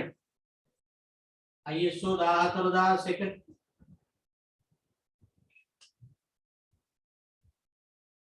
ISO 14001 හරි. ඒ දේවල් වලින් අපිට පේන්නේ පරිසරය ගැන තියෙන සැලකිල්ල මිනිස්සුන්ගේ වැඩි වෙලා කියන එක. දැන් මොනවද අපි මේ කතා කරන්නේ මේ වෙලාවේ? ව්‍යාපාරික ශේෂ්ත්‍රය තුල ඇති වෙලා තියෙන නව ප්‍රවණතා. ඒ කියන්නේ අලුත් තත්ත්වයන්. ඇයි මේවා කතා කරන්නේ? මොකටද මේවා දැනගෙන ඉන්න ඕනි? මේවා අලුත් තත්ත්වයන්, නව ප්‍රවණතා. මේවා හරියට තේරුම් අරගෙන, මේවා හරියට අඳුනගෙන, මේවට අනුව අපි හැඩගැහෙන්න ඕනේ. අපි කියන්නේ කවුද? ව්‍යාපාරිකයෝ. මේවට අනුව හැඩගැහෙන්න ඕනි, මේවට අනුගත වෙන්න ඕනි. ඒක තමයි මේ උගන්වන්නේ. නැතුව බිස්නස් කරන්න බෑ කියන එක තමයි අපි මේකෙන් තේරුම් ගන්න ඕනේ. බිස්නස් කරලා දිනු වෙන්න ඕන නම් මේ ට්‍රෙන්ඩ් වලට අනුගත වෙන්න. මේ ප්‍රවණතා වලට හැඩගැහෙන්න. ඒකයි මේ කියන්නේ. ඒක තමයි ව්‍යාපාර කරන අය වර්තමානයේ මුණ දෙන අභියෝග මේවා. මේ අභියෝග වලට හරියට මුණ දෙන එක තමයි ගේම ගහන්නේ. අපි ගෝලීකරණය කියන සිද්ධිය කතා කරා. ඊළඟට කිව්ව තාක්ෂණයේ දියුණු වෙලා තියෙනවා. විද්‍යුත් වාණිජ්‍ය බිහි වෙලා තියෙනවා. තව එකක් ඉගෙන ගත්ත පරිසරය ගැන මිනිස්සුන්ගේ සැලකිල්ල වැඩි වෙලා තියෙනවා. මේ හැමදේම තේරුම් අරගෙන මේවට අපි හැඩ ගැහෙන්න ඕනේ. ඊළඟට තියෙනවා ගනුදෙනුකරුවන් බලවත් වීම. තව ප්‍රවණතාවයක් හැටියට දීලා තියෙනවා මොකද්ද? ගනුදෙනුකරුවන් බලවත් වීම. අන්න ඒකත් පුතේ ව්‍යාපාර කරද්දී අපි හොඳට තේරුම් ගන්න ඕනේ ට්‍රෙන්ඩ් එකක්. වර්තමානයේ මොන විදිහේ බිස්නස් එකක් කරත් මොන විදිහේ ව්‍යාපාරයක් කරත් අපි තේරුම් ගන්න ඕනේ දේ තමයි ගනුදෙනුකරුවෝ බලවත් වෙලා තියෙන්නේ දැන්. ඒ මොකද්ද ගනුදෙනුකරුවෝ බලවත් වෙලා කියලා කියන්නේ? ගනුදෙනුකරුවෝ බලවත් වෙලා කියන්නේ ළමයි දැන් දැනුමෙන් එහෙම ගනුදෙනුකරුවෝ ඉස්සරට වඩා සෑහෙන ඉස්සරහින් ඉන්න ඕනේ. එතකොට ව්‍යාපාර කරන මිනිහෙක් දැනගන්න ඕනේ තමන් ගාවට එන ගනුදෙනුකරුවෝ කස්ටමර්ස්ලා අන්දන්න බෑ කියන්නේ. මෝඩයෝ නෙවෙයි කියන්නේ. හරි. ඒක හරියට තේරුම් ගන්න ඕනේ. සමහර වෙලට තාම අපේ නිකන් ගමේ කඩේ මුදලාලිලා එහෙම නිකන් අපි කඩේට ගියාම එයා නිකන් අපිට ටෝක් කරන්නේ අපි අර නිකන් අර මේ කොණ්ඩේ බැඳපු ජීන්දු කියලා හිතාගෙන. ඒ මොකද ඉස්සර හිටපු මිනිස්සුන්ව නම් පුළුවන් එයාට අන්දන්න. දැන් ඉන්න පාරිභෝගිකයා කියන්නේ ළමයි දැනුමෙන් පෝසත් මිනිස්සුනේ. පාරිභෝගිකයෝ අපි හැමෝම පාරිභෝගිකයෝනේ. දැන් ඉන්න પરම්පරාව හැමෝම හොඳට ඉගෙන ගන්න ඕනේ. අනික හැම දෙයක් ගැනම දැන් තොරතුරු බහුල වෙලා තියෙනවානේ. මුකුත් හංගල කරන්න බෑනේ දැන්. දැන් ඉස්සර ව්‍යාපාරිකයෝ පාරිභෝගිකයන්ගේ යම් යම් දේවල් සංගවගෙන වැඩ කරා. දේශපාලඥයෝ මිනිස්සුන්ගෙන් ගොඩක් දේවල් හංගගෙන වැඩ කරා. අද කාටවත් හංගගෙන වැඩ කරන්න බෑනේ. මොකද මේ තාක්ෂණයේ දියුණුවත් එක්ක හැම දෙයක්ම හෙලි වෙනවනේ. තොරතුරු මිනිස්සු පට ගාලා දැනගන්න ඕනේ. මම දැක්ක ඊයේ දාලා තියෙනවා අර කොහෙද දන්නේ ඉන්ජෙක්ෂන් ගහන තැනක වැක්සින් එක දෙන්න ගිහිල්ලා අර ගෑනු ටිකක් අර කටු කම්බියක් අස්සෙන් කනගෙන යනවා දාලා තියෙන හොරපාරකින්. ඔන්න Facebook එකේ දාලා. ඉතින් මම චාටර් නෙලමයි ටක් ගාලා අහුණානේ බලන්න. ඔයගේ දේවල් අද ඊයේ වෙන දේවල් නෙවෙයි. ඔය අර මොනවා හරි දෙයක් කරන්න ගියාම මේ මිනිහා අඳුරන කියන අය, ලොකු අඳුරන අය අර හොරපාරවල් වලින් ගිහිල්ලා ඔය කරගන්න ඒවා තියෙනවා. දැන් හැබැයි චාටර් අහුණා. ඒකයි තාක්ෂණයේ දියුණුවත් එක්ක අද ගනුදෙනු කරුවෝ කියන්නේ රටේ ජනතාව කියලා කියන්නේ බලවත්. තොරතුරු වලින් සන්නද්ධයි. හැමදේම දැනගෙන ඉන්නේ. තේරුම් අරන් ඉන්නේ. හරි. දැන් දේශපාලඥයන්ට බලන්න. උන් කෙලින්ම නිකන් දේශපාලඥයෝ කිව්වම නිකන් මහා නිකන් අර පාරිස් දැක්කම ගල් ගහන්න හිතන සත්තු වගේ පිරිසක් හැටියට දැන් මිනිස්සුන්ට පේන්නේ. ඇත්තකට පෙන්නන්න බැරි කට්ටියක් බවට පත් වෙලා අපේ තාත්තලාගේ සීයලාගේ කාලේ පරම්පරාව එහෙම නැහැ. ඒ ඇවිල්ලා දේශපාලඥයෝ කිව්වා එන ලොක්කුවට තමයි පිළිගත්තේ. තාම ඉන්නේ සෙට් එකේ. ඔය මැටි ඇමතියෙක් කියන මොකෙක් හරි එකේ ගමට එහෙම එනවා කිව්වහම ගිහිල්ලා වැන්දගෙන සෙල්ෆි ගහගෙන ළඟ ඉඳගෙන එහෙම නිකන් දෙන්නේ නේ උන් ඉන්නේ. දැන් අලු අපි නම් එහෙම ගණන් ගන්න නැහැ නේ ළමයි අලුත් කොල්ලෝ වෙල්ලෝ එහෙම දේශපාලඥයෝ සත්ත පහකට ගණන් ගන්න. කාලකන්ණි රට කනවා එහෙමනේ අපි කියන්නේ. ඇත්තනේ. අවුරුදු 70 ගානක් තිස්සේ බලන්න මොකද කරලා තින්නේ කියන්නේ. හා සීනි රුපියල් 220 ඩොලර් එක 200 ගානට ගිහිල්ලා ඩොලර් එකක් ඕනේ සීනි කිලෝ එකක් ගන්න. ඕ තත්ත්වයට රට ඇදලා දැම්මේ මෙච්චර කල් මේක පාලනය කරපෙවුන් තමයි. ඒ හින්දා මිනිස්සු අර ඒ කලින් සෙට් එක තාම නිකන් දේශපාලඥයන්ට නිකන් ගොට්ට අල්ලගෙන දඟලනවා. අලුත් එවුන්නේ අලුත් එවුන්ගේ ඉන්නවා පුදුම අමාරුවක් තියෙන උන් ඉන්නවා. හරි. ඒ කියන්නේ මේ මොකක් හරි එක පැත්තකට සරටම කඩේනේ උන් ඉන්නවා. ගොඩක් එවුන්ට ගානක් නැහැ දැන් එහෙම. නේ මොකාවත් එකයි. එහෙමනේ ඉන්නේ. ඉතින් එහෙම වෙලා මොකද මේ මිනිස්සු හැමදේම දැනගන්නේ. මේගොල්ලෝ ඉස්සර එහෙම නෑ අර ඉස්සර මිනිස්සු වහල්ලුම් වගේ තියන් හිටියේ කොහොමද?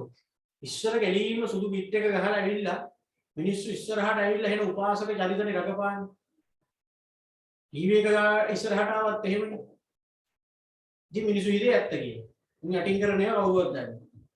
දැන් Facebook කනම්මනම් තියෙන හින්දා කිසි දෙයක් හොරෙන් කරන්න බෑනේ. මොනවා කරත් මෙන්න ඒක Facebook වල යනවා ඊළඟට තවත් දෙකක් තුනක් යනකොට හැමතැනම ප්‍රචාරය වෙලා අනික පචම වෙලා යනවා ඉතින්. අර ඊයේ කියලා තියෙන්නේ කොරෝනා කියන්නේ බය වෙන්න දෙයක් නෑ මේ එන්බිලිස්තාවක් වගේ කි. ඉතින් බලන්න සාමාන්‍ය රටේ පාලකයෝ වගකීම් යුතු පුද්ගලයෝ කියන කතාවද කියන්නේ. මිනිස්සුන්ට පරිස්සම් වෙලා ගෙවල් අත්තට ඉන්න ඕන විදිහේ මානසිකත්වයක්ද මේ මිනිස්සු හදන්නේ කිය. ඌ කියන එන්බිලිස්තාව වගේ. ඒ කියන එකත් මාස්ක් එක එහෙම දාගෙන තමයි කියන්නේ. ඌ ගලවලා කියන්නේ බෑ නේද?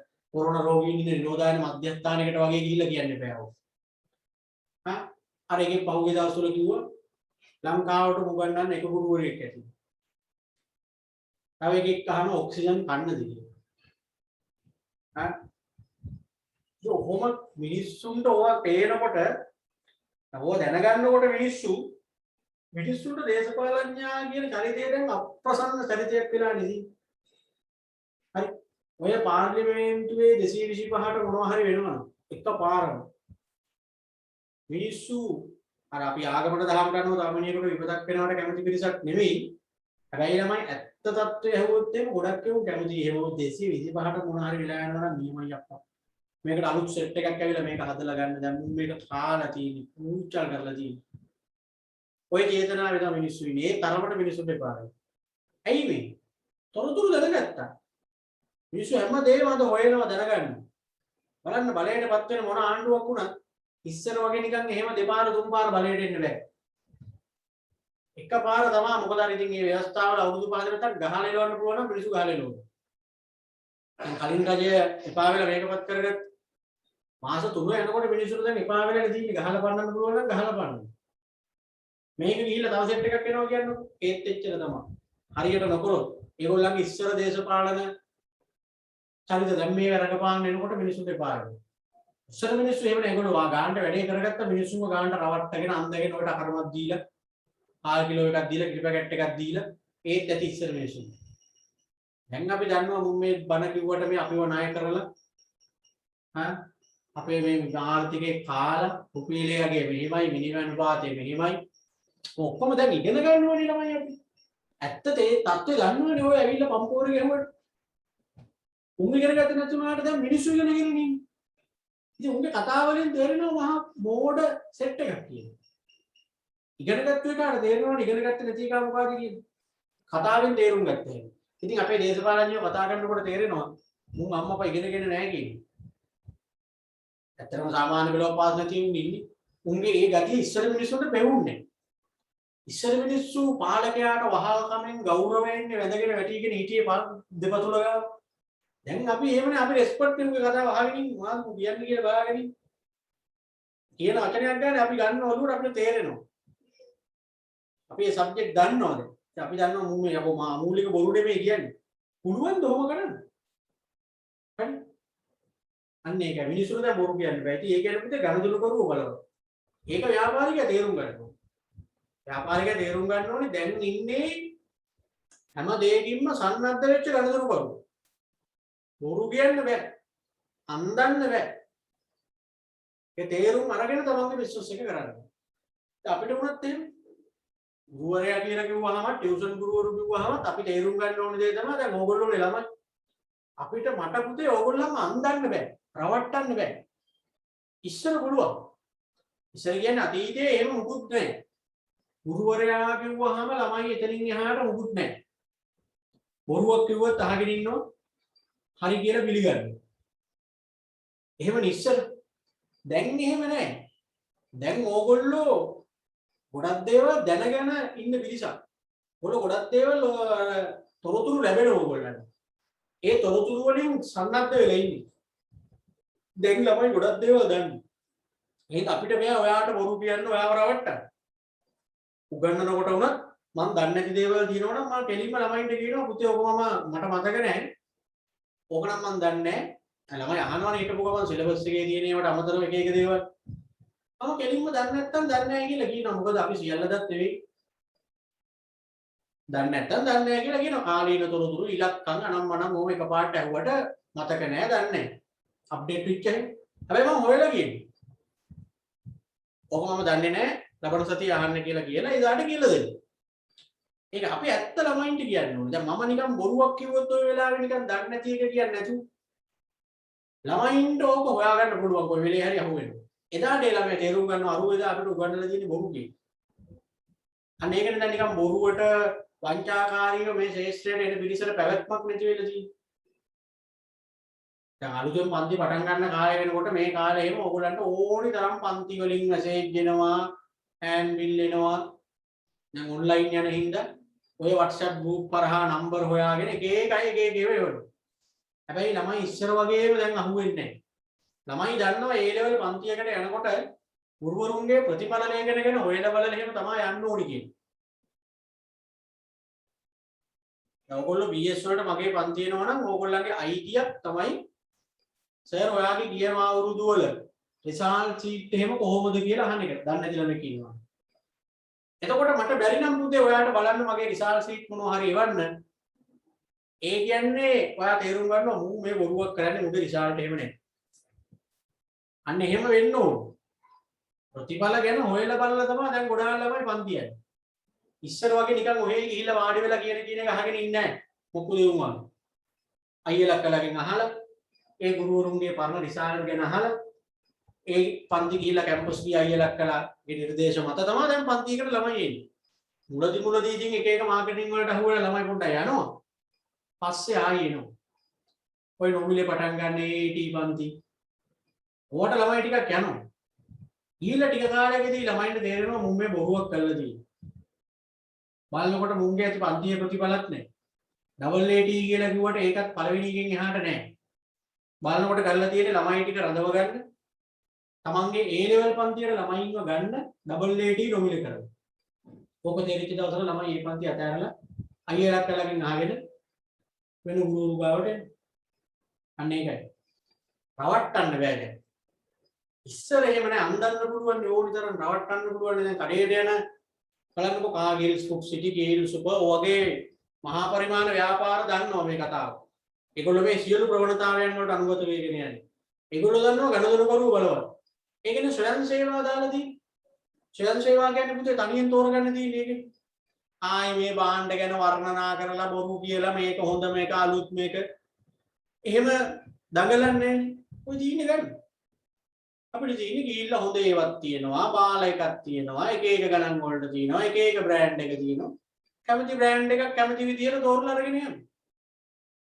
මොකද ව්‍යාපාරිකය දන්නවා ගණදෙනු කරුවන්ට භාණ්ඩ ගැන විස්තර කරලා බොරු කියලා අතිශෝක්තියෙන් වර්ණනා කරලා විකුණන්න බෑ. මොකද ගණදෙනු කරුවෝ ගොඩක් දැනුමෙන් ඉහළයි තොරතුරු වලින් ඉහළයි. ඇවිල්ලා තෝරගන්න. නම් ෆුඩ් සිටි එකට ගිහිල්ලා අපිම තෝරගෙනනේ බඩු ගන්න. අපිම තෝරගෙන බඩු ගෙනහලා නරක බඩුවක් අහු වුණොත් අපිට ෆුඩ් සිටියට බනින්න බෑ. අපිටම තමයි වැඳගන්න තියෙන්නේ. තමන්ගේ තෝරලා ගත්තී. දැන් තාම ඉතින් ගමේ කඩේ මුදලාලිලා මොකද නිකන් අපි ගියාම නිකන් අර අපි අර ඉස්සර හිටපු මිනිස්සු වගේ කියලා හිතාගෙන මං ගිහිල්ලා ඉල්ලනවා මුදලාලි දෙන්නකෝ මේ මට දෙන්නකෝ සොලෙක්ස් වතුර මෝටරයක්. නේ ජිනසේන. මං කියන ජිනසේන වතුර මෝටරයක් දෙන්නකෝ. මුදලාලි මොකද කියන්නේ? අනේ මේ ජිනසේන එක දැන් අපි ගෙන්නන්නේ නැහැ නේ ඉන්නේ ඒක. ජිනසේන එකේ සෑහෙන කම්ප්ලේන්ට් ආවනේ මිනිස්සුන්ගෙන්. ඊපස්සේ අපි ඒක ගෙන්නන්නේ නැහැ. දැන් සොලෙක්ස් තමයි ගොඩක් කට්ටිය ගන්න. මේ මාසෙට 5ක් විතර විකුණන සොලෙක්ස් එකේ. ඒක දෙන්නද? ඔය ටෝක් එක දාගෙන එනකොටම දන්න එකා දන්නවා. ඒ කියන්නේ මුගේ කඩේ ජිනසේන එක නෑ. මුගේ කඩේ ජිනසේන එක නෑ. ඒක තමයි සොලෙක්ස් එකක් ගැන කියවන්නේ. එනවා බිස්නස් ටෝක් කියලා කියන්නේ ඉස්සර එහෙම නෑ. ඉස්සර ඔයාට අහු වෙනවටක් ගන්න. හරි. දැන් බෑ. දැන් බෑ කියලා කියන්නේ දැන් ගොඩක් මිනිස්සු මේ ගැන දන්නවා. තේරුම් අරන් ඉන්නේ. හරි. දැන් මම ගිහිල්ලා කියනවා මේ මට සපත්තු දෙකක් දෙන්න. කීයද සපත්තු එක? මේක මාත්‍ය 4500යි. මම නිකන් එහෙම මෙහෙන් එන්න වගේ හදනවා. 4500යි. කවන්නේ මහත්යට හින්දා මට දෙන්නකො 4000ක් දෙන්නකො මේකට මහත්යට හින්දා. මේ ඇයි නිකන් මට හින්දා එහෙම අඩු කරලා දෙන්න මම උගේ නෑද ඒක? 4500යි නු. කමන්නේ මහත්යට හින්දා 4000ට දෙන්නන්නේ. මම සහෝදරයෙක් මම නෑදෑයෙක් ඇයි නිකන් මගේ මූණ දැක්කම ගාන අඩු කරලා දෙන්න හිතෙන තත්ත්වයක් තියෙනවද ඈ බොරුනේ ඔය බිස්නස් ටෝක් නේ මට නෙවෙයි වෙන එකෙක් ඔය වෙලාවේ උදෙන්ට ගියා තू ඕක කියනවා එහෙනම් ගණදෙනු කරුව බලවත් වීමත් එක්ක වෙලෙන්දට බෑ එහෙම වර්ණනා කරලා බඩ විකුණන්න රවට්ටලා විකුණන්න බෑ හරි රවට්ටන්න බෑ ඒක අලුත් ට්‍රෙන්ඩ් එකක් ව්‍යාපාරික වශයෙන් ගත්තාම අලුත් ට්‍රෙන්ඩ් එකක් තමයි ඒක ගනුදෙනු කරුවෝ බලවත් වෙලා ඉන්නේ. හරි. ගනුදෙනු කරුවෝ බලවත් වෙලා ඉන්නේ. ඒ හින්දා ව්‍යාපාරිකයා තේරුම් ගන්න ඕනි මගේ කඩේට එන්නේ හැමදේම දන්න හැම දෙයක් ගැනම තොරතුරු තියෙන මිනිස්සු. ඒ හින්දා නිකන් බොරු කියලා පච වෙන්නේ නැතුව අන්දන්න ගිහිල්ලා චාටර් වෙන්නේ නැතුව ඇත්ත කියලා විකුණන්න. ඇත්ත කියලා තමන්ගේ කඩේ බිස්නස් එක කරන්න යන්න ඕනේ. ඔන්න සමහර අය කෙනෙක්ම කියනවා මාත්‍ය මේක ඔරිජිනල් එක තියෙනවා 25000ක් වෙනවා ඒක හොඳම එක ඕන්නම් ඉතින් තව ලෝකල් තියෙනවා 10000ට වගේ තියෙනවා බලන්න කඩේක ඇත්ත කියනවනේ ඔරිජිනල් එක 25000ක තියෙනවා ඕන්නම් ලෝකල් එක දෙන්නම් 10000ට අඩු එක තියෙනවා 10000යි හැබැයි ඉතින් මෙහෙමයි කියලා ඇත්ත කියනවා ගන්න එක ආයතකොට ඉතින් තමන්ගේ අතේ තියෙන මුදලේ හැටියට ඔරිජිනල් එක ගන්නවද ලෝකල් එක ගන්නවද කියන එක එයා තීරණය කරයි මුදලාලි ඇත්ත කියනවා හරි ඒක තමයි මේ ට්‍රෙන්ඩ් එක තේරුම් ගත්ත වෙල ව්‍යාපාරිකයෝ. ගණදෙනු කරුවෝ බලවත් කියන එක තේරුම් ගත්ත කට්ටිය තමයි එහෙම කියන්නේ. නැත්තම් නිකන් එහෙම මෙහෙම බොරු කියලා රවට්ටන්න ගිහිල්ලා නිකන් වර්ණනා කරන්න ගිහිල්ලා තමන්ගේ භාණ්ඩ ගැන සේවා ගැන නිකන් ඉතින් අනගන්න. එහෙම ඒවට අහු වෙන්නේ නැහැ අද. හරි. ආයෙත් කියන්න ගණදෙනු කරුවන් බලවත් වීම කියන කොට කියවන්න. තරඟකාරී භාණ්ඩ හා සේවාවල මිල ගණන් පිළිබඳ ව්‍යාපාර ආයතන පිළිබඳ ගුණාත්මක භාණ්ඩ පිළිබඳ හොඳ අවබෝධයක් ලබා ගැනීමට පාරිභෝගිකයන් නැති අවස්ථා බහුල නිසා දැනුවත් පාරිභෝගිකයන් පිරිසක් බිහි වී ඇත. එම පාරිභෝගිකයාට අනුව ව්‍යාපාරිකයා කටයුතු කළ යුතු ඇත. තේරුණාද ඒක? දැන් දැනුවත් පාරිභෝගිකයෝ ටිකක් බිහි වෙලා ඉන්නේ ඒ දැනුවත් පාරිභෝගිකයාට ගැළපෙන විදිහට ව්‍යාපාරිකයාට වැඩ කරන්න වෙලා තියෙනවා. හරිනේ. තව ප්‍රවණතා බලන්න එහා පැත්තේ ආයි පොඩ්ඩක් එන්න. දැන් එහා පැත්තේ අර ප්‍රවණතා ඔක්කොම තියෙන දැන් ගණදනු කරුවන් බලවත් වීම හරි තරගකාරීත්වය. ඒකත් ඉතින් ළමයි බැලුව බැලමට පේනවා ඉස්සර වගේ නෙවෙයි දැන් ව්‍යාපාර කරන්න ගියාම තියෙන තරගකාරීත්වය වැඩි.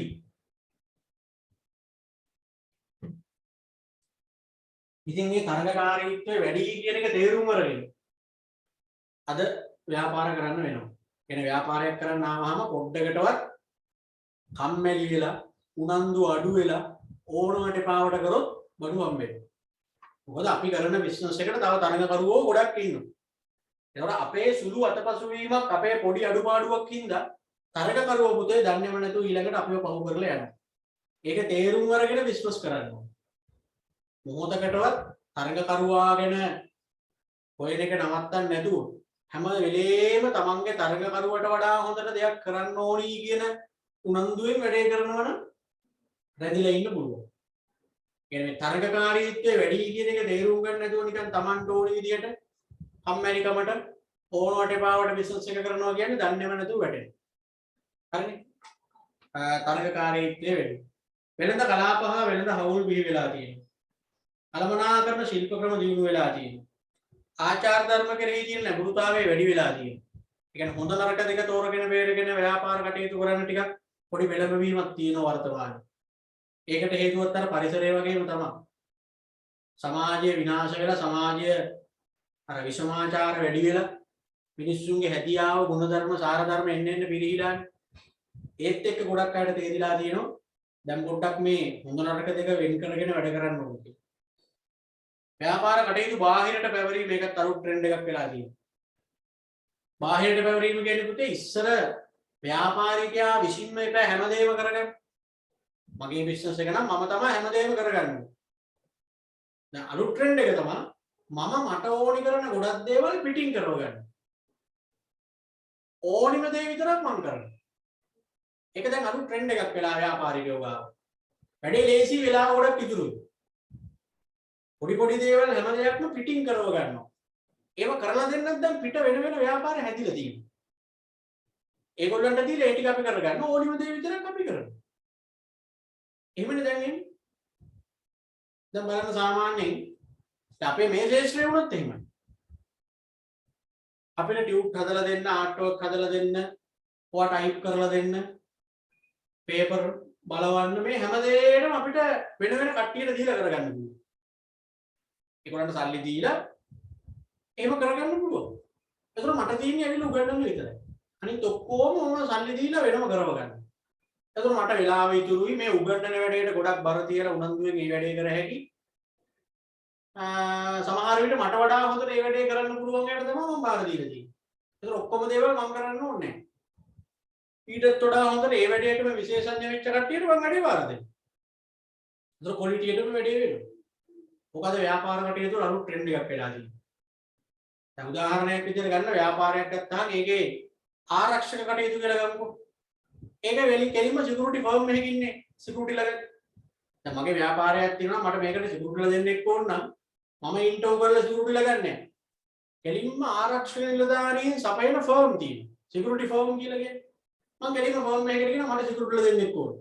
මම ෆර්ම් එකට තමයි මං ගෙවන්නේ. ඒගොල්ලෝ මට දෙන්නෙක් ගෙවනවා. ඒ දෙන්නට පඩි ගෙවන්නේ ඒගොල්ලෝ. ඒගොල්ලෝ මේ මගෙන් ගන්න ගානේ අර දෙන්නටත් පඩියක් ගෙවනවා.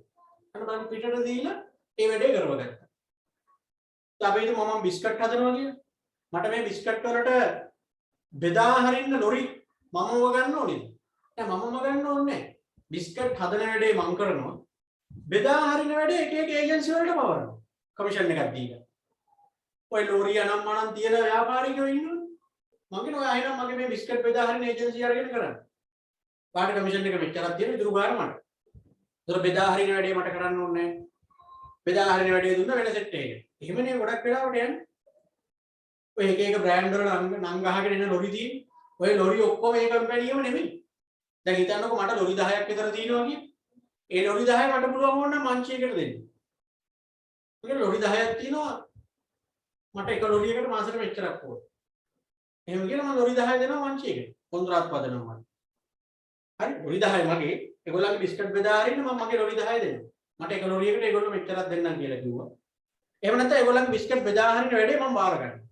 බාර අරගෙන මම ඒජන්සියක් විදිහට කරගෙන යනවා මගේ ලොරි ටික දාලා. ඊට පස්සේ මට ඒගොල්ලන්ගෙන් කමිෂන් එකක් හම්බ වෙනවා. දැන් මේ එහෙම බිස්නස් තියෙනවා. බාහිරට පැවරීම.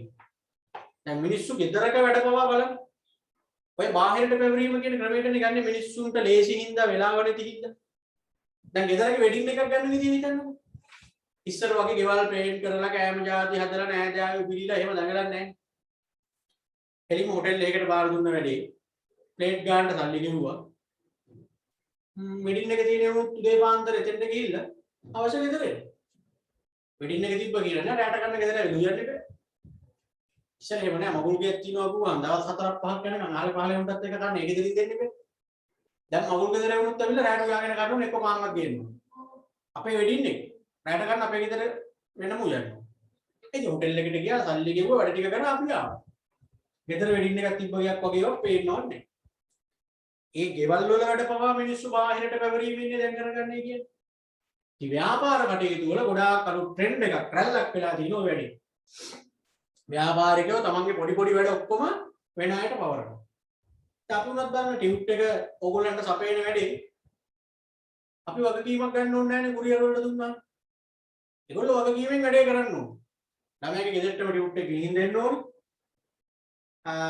පන්ති ගාස්තු ඒ ළමයාගෙන් එකතු කරගෙන ඒකෙන් මේ අපිට එන්න තියෙන ගාණ ඒගොල්ලෝ හරියට දාන්න ඕනේ. එතකොට අපිට වඩා හොඳට වැඩේ කරනවා. මොකද ඒකට විශේෂඥ වෙච්ච කට්ටිය ඒගොල්ලෝ.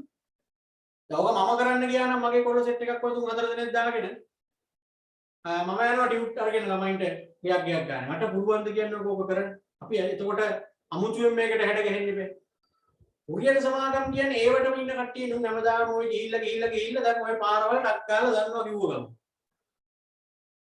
ඉතින් ඒගොල්ලන්ට බාර දුන්නාම පළවෙනි සති දෙක තුන ඇතුළත පළවෙනි සති දෙක ඇතුළත සේරම ටික ළමයින්ට ගෙවල් වලටම ගිහින් දෙන්න. මට තියෙන්නේ ගෙදරට වෙලා උගන්වන්න විතරයි. බාහිරට පැවරීම අලුත් ට්‍රෙන්ඩ් එකක් ව්‍යාපාර කටයුතු අඩු කිරීම ඩිජිටල් කරණය වගේ එතන ගොඩක් තියෙනවා. ඔය ඔක්කොම ඕනේ නැහැ පුතේ අඩුම තරමේ 5ක්වත් මතක තියාගන්න. 5ක්වත්. හරි. ව්‍යාපාර විසින් වර්තමානයේ මුහුණ දෙන අභියෝග කියලා අහන්නත් පුළුවන්. ව්‍යාපාර ශේෂ්ත්‍රයේ නව ප්‍රවණතා කියලා අහන්නත් පුළුවන්. මොකද ව්‍යාපාර විසින් වර්තමානයේ මුහුණ දෙන අභියෝග කියලා අහන්නත් පුළුවන්. ව්‍යාපාර ශේෂ්ත්‍රයේ නව ප්‍රවණතා කියලා අහන්නත් පුළුවන්. එකම ටික. කටපාඩම් කරන්න කලින් ඉස්සෙල්ලා අයිඩියා ගන්න ඔළුවට මොනවාද අපි මේ කතා කරේ කියන්නේ. අපි කතා කරේ වර්තමානයේදී ව්‍යාපාර කරනකොට මුහුණ දෙන්න සිද්ධ වෙන අභියෝග. එහෙම නැත්නම් ඉස්සර ඉඳලම ව්‍යාපාරික ශේෂ්ත්‍රය තුල තිබෙන්නේ නැති දැන් ඇති වෙලා තියෙන අලුත් තත්ත්වයක්. අලුත් ට්‍රෙන්ඩ් එක. එතකොට ට්‍රෙන්ඩ් එකක් කියන දෙයක අපිට වැදගත් වෙන්නේ ළමයි. එහෙම ට්‍රෙන්ඩ් එකක් නම් ඒකට අනුගත වෙන්න ඕනේ. රැල්ලක් නම් රැල්ලට අනුව අපි හැඩ ගැහෙන්න ඕනේ. ව්‍යාපාර කරනකොට විශේෂයෙන්. හරිනේ? ඒක තමයි ඊට ඉගෙනුනේ. ඔන්න ව්‍යාපාර ශේෂ්ත්‍රයේ නාම ප්‍රවණතා කියන මාතෘකාව හරියි. හරිනේ? ඊළඟට ඕකේ ඔයගොල්ලන්ට තියෙනවා මාතෘකාවක් විශේෂීකරණය කියන්නේ. විශේෂීකරණ. හරි. විශේෂීකරණය කියලා තියෙන්නේ බලන්න. විශේෂීකරණය. දැන් ළමයි ඔය විශේෂීකරණය කියන මාතෘකාව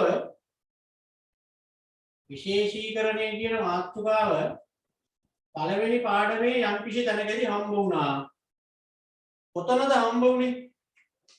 පුද්ගල විශේෂීකරණය කියලා හම්බ වුණානේ. මේ මාතෘකාව. හැබැයි ඒකම නෙමෙයි මෙතන කියන්නේ. පුද්ගල විශේෂීකරණය කියන්නේ පුතේ විශේෂීකරණයේ එක කෑල්ලක් විතරයි. මේක ඇවිල්ලා ටිකක් ලොකු සංකල්පයක් මේ විශේෂීකරණය කියන සංකල්පය. දැන් පුද්ගල විශේෂීකරණයේ පළවෙනි පාඩමේදී ඔය මොකේ මුල හරියේදී අපි කතා කරේ. ඔය මේ පළවෙනි පාඩම කියන්නේ මේකෙම තමයි මුල. අර එකම වැඩේ ගොඩාක් කල් කරලා අර වීඩියෝ වලින් ඔය කොටස් ටික මම කරේ. එකම වැඩේ ගොඩාක් කල් කරනකොට ඒ ගැන විශේෂ හැකියාවක් ලැබෙනවා කියලා මම කිව්වා. එකම වැඩේ කාලයක් කරනකොට ඒ කියන්නේ විශේෂ හැකියාවක් ලැබෙනවා කියන ඒකනේ පුද්ගල විශේෂීකරණය කිව්වේ. එතකොට අනිත් අයට වඩා හොඳට මේ මිනිස්සුන්ට මේ වැඩේ කරන්න පුළුවන් සීන් එකක් නේද කිව්වේ. දැන් විශේෂීකරණය කියලා කිව්වම පුද්ගලයෙක් විතරක් නෙවෙයි. මොනවා හරි භාණ්ඩයක් හරි සේවාවක් හරි හදන්න ගියාම අනිත් අයට වඩා හොඳට ඒක හදන්න පුළුවන්. අනිත් කාටවත් වඩා හොඳට ඒ භාණ්ඩයේ සේවාව නිපදවන්න පුළුවන් මිනිස්සු ඉන්නවා. ඒ පුද්ගලයන් ඉන්නවා. හරිද? සමහර විට පුතේ ඒක අනිත් අයට වඩා හොඳට කරන්න පුළුවන් ආයතන තියෙනවා. සමහර විට අනිත් හැමෝටම වඩා ඒ භාණ්ඩය නිපදවන්න පුළුවන් ප්‍රදේශ තියෙනවා. සමහර විට රටවල් තියෙනවා. නේ? රටවල්. මිනිස්සු විතරක් නෙමෙයි. දැන් කාටත් අනිත් අයට වඩා හොඳට යම් කිසි භාණ්ඩයක් හරි සේවාවක් හරි ඉපදවන්න පුළුවන් මිනිස්සු ඉන්න පුළුවන්. ඒකනේ අපි පුද්ගල විශේෂීකරණය කියලා කිව්වේ. හැමදාම බස් කොන්දොස්තර වැඩේ කරන මිනිස්සයාට බස් එකේ හිටගෙන යන්න ඇතැරලා යන්න ඒක පුළුවන් අනිත් අයට වඩා. හැමදාම කීබෝඩ් ගහන කෙනාට මේ අනම්මනම් කොල කෑලි බලාගෙන නැතුව කීබෝඩ් එක ගැහුවේ. බැංකු කවුන්ටරේ හැමදාම වැඩ කරන කෙනාට කීබෝඩ් එක දිහා බලන්න නැතුව account number එක type කරන්න ඒ ටික පුළුවන්. ඒ පුද්ගලයන්ට තියෙන හැකියාව ඒකනේ අර එකම වැඩේ කරනකොට ලැබෙන එක. ඒකත් විශේෂීකරණය තමයි. සමහර ආයතන තියෙනවා ළමයි අනිත් ආයතන වලට වඩා යම් යම් භාණ්ඩ වලට විශේෂඥතාවයක් දක්වන ආයතන. අනිත් ආයතන වලට වඩා සමහර ආයතන තියෙනවා යම් යම් භාණ්ඩ පිළිබඳ විශේෂඥතාවයක් දක්වන ආයතන. දැන් මට කියන සිංගර් කිව්වහම ඔයාලට මතක් වෙන්නේ නිකන් සිංගර්ලා ප්‍රසිද්ධ මොනවාටද? සිංගර් කියන නම වැඩියක්ම කියවෙන්නේ මොන භාණ්ඩයත් එක්කද කියලා පොඩ්ඩක් කියන්න මතක නම් බලන්න සාමාන්‍ය දැනීම තියෙනවද? මොනවා හරි භාණ්ඩයක් තියෙනවා ඒවා එකක් ගන්නකොට අපි කියන්නේ සිංගර් තමයි හොඳ. මොනවා ගන්නකොටද? ලැප්ටොප්. කියන්නේ නිකන් සිංගර් එක තමයි හොඳ කියන්නේ මොනවා ගන්නකොටද? ලැප්ටොප් ගන්නකොට. මොනවා ගන්නකොටද? ලැප්ටොප්. ඈ? සම්බාහන්න දින අපි එතකොට සිංගර්ලාගේ අයිටම් ගොඩක් තියෙනවා. හැබැයි අර සිංගර් කියන නම වඩාත්ම සම්බන්ධ මෙන්න මේ භාණ්ඩයත් එක්ක. මොකක්ද එක්කද මං අහන්නේ? නිකන් පාරේ තොටේ බැලලා ඇවිදින්නේ නැද්ද ටීවී එකම බලන්නේ නැද්ද? හා? මොනවා එක්කද නිකන් දැකලා මම කිව්වා ඒකද ඒක හරිය. මහාන මැෂින්. මහාන මැෂින්. සිංගර් මහාන මැෂින්. සිංගර්ලාගේ ටීවී තියෙනවා, ෆ්‍රිජ් තියෙනවා, හැම එකක්ම තියෙනවා. හැබැයි නිකන් අර මැෂින් එකක් ගන්න ගියාම බලන්න සිංගර් එක තමයි හොඳ. අන්න එහෙම තියෙනවා මිනිස්සුන්ගේ ඔළුවේ. ඒක තමයි ආයතනික විශේෂීකරණය. ඒ ආයතනය තුල තව අයිටම් තිබ්බට මහාන මැෂිමක් නම් සිංගර් මහාන මැෂින් තමයි හොඳ කියලා මිනිස්සුන්ගේ ඔළුවේ තියෙනවා. එහෙනම් ශීතකරණයක් ගන්න ගියාම මොන ශීතකරණයද නිකන් අංක 1 වගේ ඉන්නේ. ශීතකරණයක් නම් මෙන්න මේක තමයි හොඳ කියලා නිකන් බ්‍රෑන්ඩ් එක කියන්නේ. ෆ්‍රිජ් එකක් ගන්න ගියාම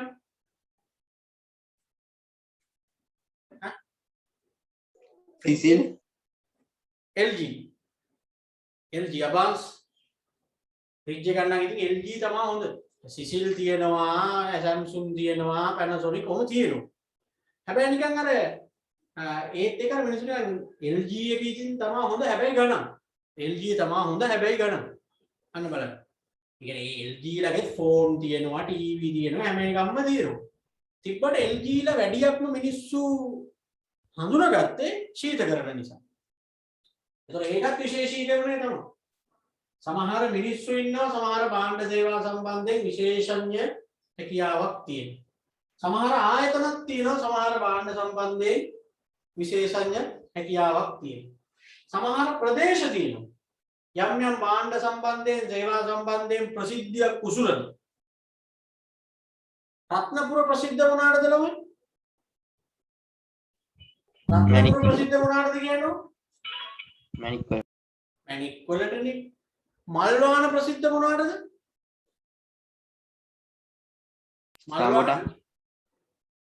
රමුටා. මොරටුව මොනවාටද ප්‍රසිද්ධ? මොරටුව? ලී වලට. ලී බඩු. ඔන්න වගේ එක එක ප්‍රදේශات එක්ක ප්‍රසිද්ධ භාණ්ඩක් තියෙනවා. ඒ වෙලා තියෙන්නේ ඒ ප්‍රදේශය තුල තියෙන කාලගුණික දේශගුණික තත්ත්වයන්. එහෙම නැත්නම් ඒ ප්‍රදේශවල ජීවත් වෙන මිනිස්සුන්ගේ විවිධ හැකියාවන් ඔයගේ දේවල් එක්ක සමහර භාණ්ඩ වලට සේවා වලට සමහර ප්‍රදේශ තියෙනවා ප්‍රසිද්ධ වෙලා. රත්නපුර වැනික් මල්වාන නමුටක් මොරටුවලී බඩු අන්න ඒ වගේ. හරි.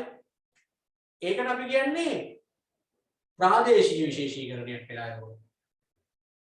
ඒ අදාළ භාණ්ඩය සම්බන්ධයෙන් සේවාව සම්බන්ධයෙන් ඒ ප්‍රදේශයේ තමයි ජනප්‍රිය වෙන්නේ. සමහර රටවල් තියෙනවා සමහර දේවල් වල මේ වගේම ප්‍රසිද්ධ රටවල්. දැන් වාහන වලට ප්‍රසිද්ධ රට මොකද්ද? වාහනයක් නම් මොන වාහනයක්ද ගොඩක් අය ඔළුවේ තියෙන්නේ? හරි? කියන්න. ජපාන. ජපානයේ වාහන වලට ප්‍රසිද්ධ. ලංකාව මොනවාටද ප්‍රසිද්ධ? මෙන්න මේවා නම් ලංකාවේව තමයි හොඳ කියලා මොනවටද මිනිස්සු නිකන් ලෝකයේ මිනිස්සු හඳුන්වන්නේ? කුළුබඩු. ඒ නෙමෙයි. කුළුබඩුත් නෙමෙයි. ලංකාව වඩාත්ම ප්‍රසිද්ධ ළමයි ලෝක වෙළඳපොළ තුල මොනවාටද? ඇඟලුම්. ඇඟලුම් වලට. ඇඟලුම් වලට. ලංකාවේ ඇඟලුම් වලට තමයි වැඩිම ඉල්ලුමක් තියෙන මිනිස්සුන්. හරි? එතකොට ඒවට තමයි අපි විශේෂඥ වෙලා තියෙන්නේ. ඔය ගාමන්ට් වල මහන ඒවා මාස් කියයි, බ්‍රෑන්ඩික්ස් කියයි, හයිඩ්‍රාමනි කියයි. ඕවා එකක්වත් පුතේ ලංකාවේ විකුණන්නේ නැහැ. ඒක අපි දන්නේ නැත්තේ. ලංකාවේ විකුණන්න තහනම්. මහන්නේ අපේ රටේ ළමයි තමයි. මෙහෙ විකුණන්නේ නැහැ එකක්වත් විකුණන්න බෑ. මාස් එකේ එහෙම යන එනකොට වැඩ කරන උඹවා චෙක් කරනවා එකක් හරි ගේයිද. කොහොමද බෑ ගන්න. ඒ සියල්ල රට යවන්න. උලිටිම වඩු ටික. ඒවම තමයි පුතේ පස්සේ කාලෙක ආයි මෙහෙ ඉන්නේ නයික් ඇඩිඩාස් අනම් මනම් කියලා ගහගෙන. ඒක විසුම් ගහගෙන තියෙන විදියට. එලින්ම අපි යවන්න ඕනේ ඒගොල්ලන්ට. ඒගොල්ලෝ ඉතින් පස්සේ එක එක බ්‍රෑන්ඩ් ගහලා මෙහෙට වෙවනවා අයිපා. බලනකොට මේ අපේ උන් මහලේ ආවුවද? ඒ නිසා ලංකාව ප්‍රසිද්ධ ඇඟලුම් වලට. ජපානයේ නම් වාහන. ශිෂ්ටලන්තේ නම් අත්තරලෝ සෝම තියෙනවා. එක එක භාණ්ඩ වලට ප්‍රසිද්ධ රටවල් තියෙනවා. හරි. ඔන්න එතකොට මේ හතරම දාලා තමයි අපි විශේෂීකරණය ගැන මොනවා හරි කියනවා නම් කියන්න ඕනේ. හරි. භාණ්ඩයක් හෝ සේවාවක් නිපදවීම සම්බන්ධයෙන් පුද්ගලයේ ආයතනයක් ප්‍රදේශයක් හෝ රටක් විසින් දක්වන විශේෂ නිපුණතාවය විශේෂීකරණය. මොකද භාණ්ඩයක් හෝ සේවාවක් නිෂ්පාදනය සම්බන්ධයෙන් පුද්ගලයෙක් ආයතනයක් ප්‍රදේශයක් හෝ රටක් විසින් දක්වන විශේෂ නිපුණතාවය විශේෂීකරණය. එහෙමයි අපි කියන්නේ. හරි. ආයෙත් බලන්න.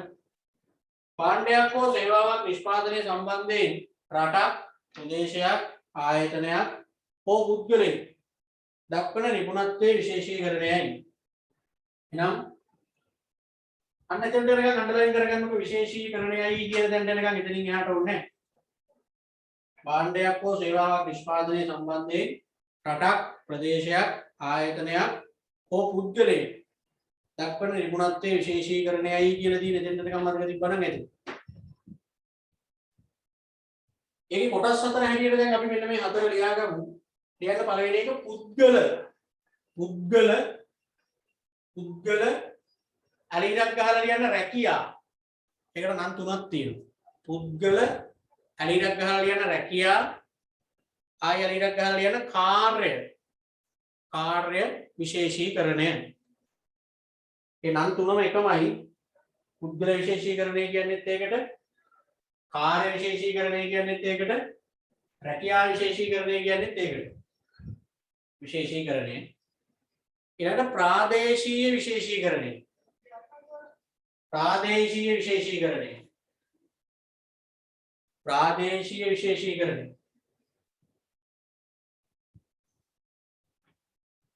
ප්‍රාදේශීය විශේෂීකරණය.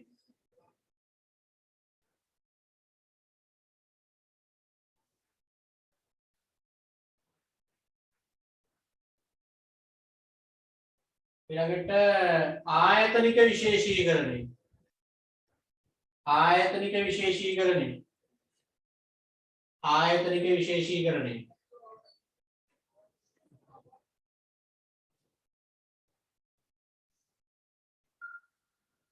ඊළඟට ජාතික විශේෂීකරණය ජාතික විශේෂීකරණය ජාතික විශේෂීකරණය ජාතික විශේෂීකරණය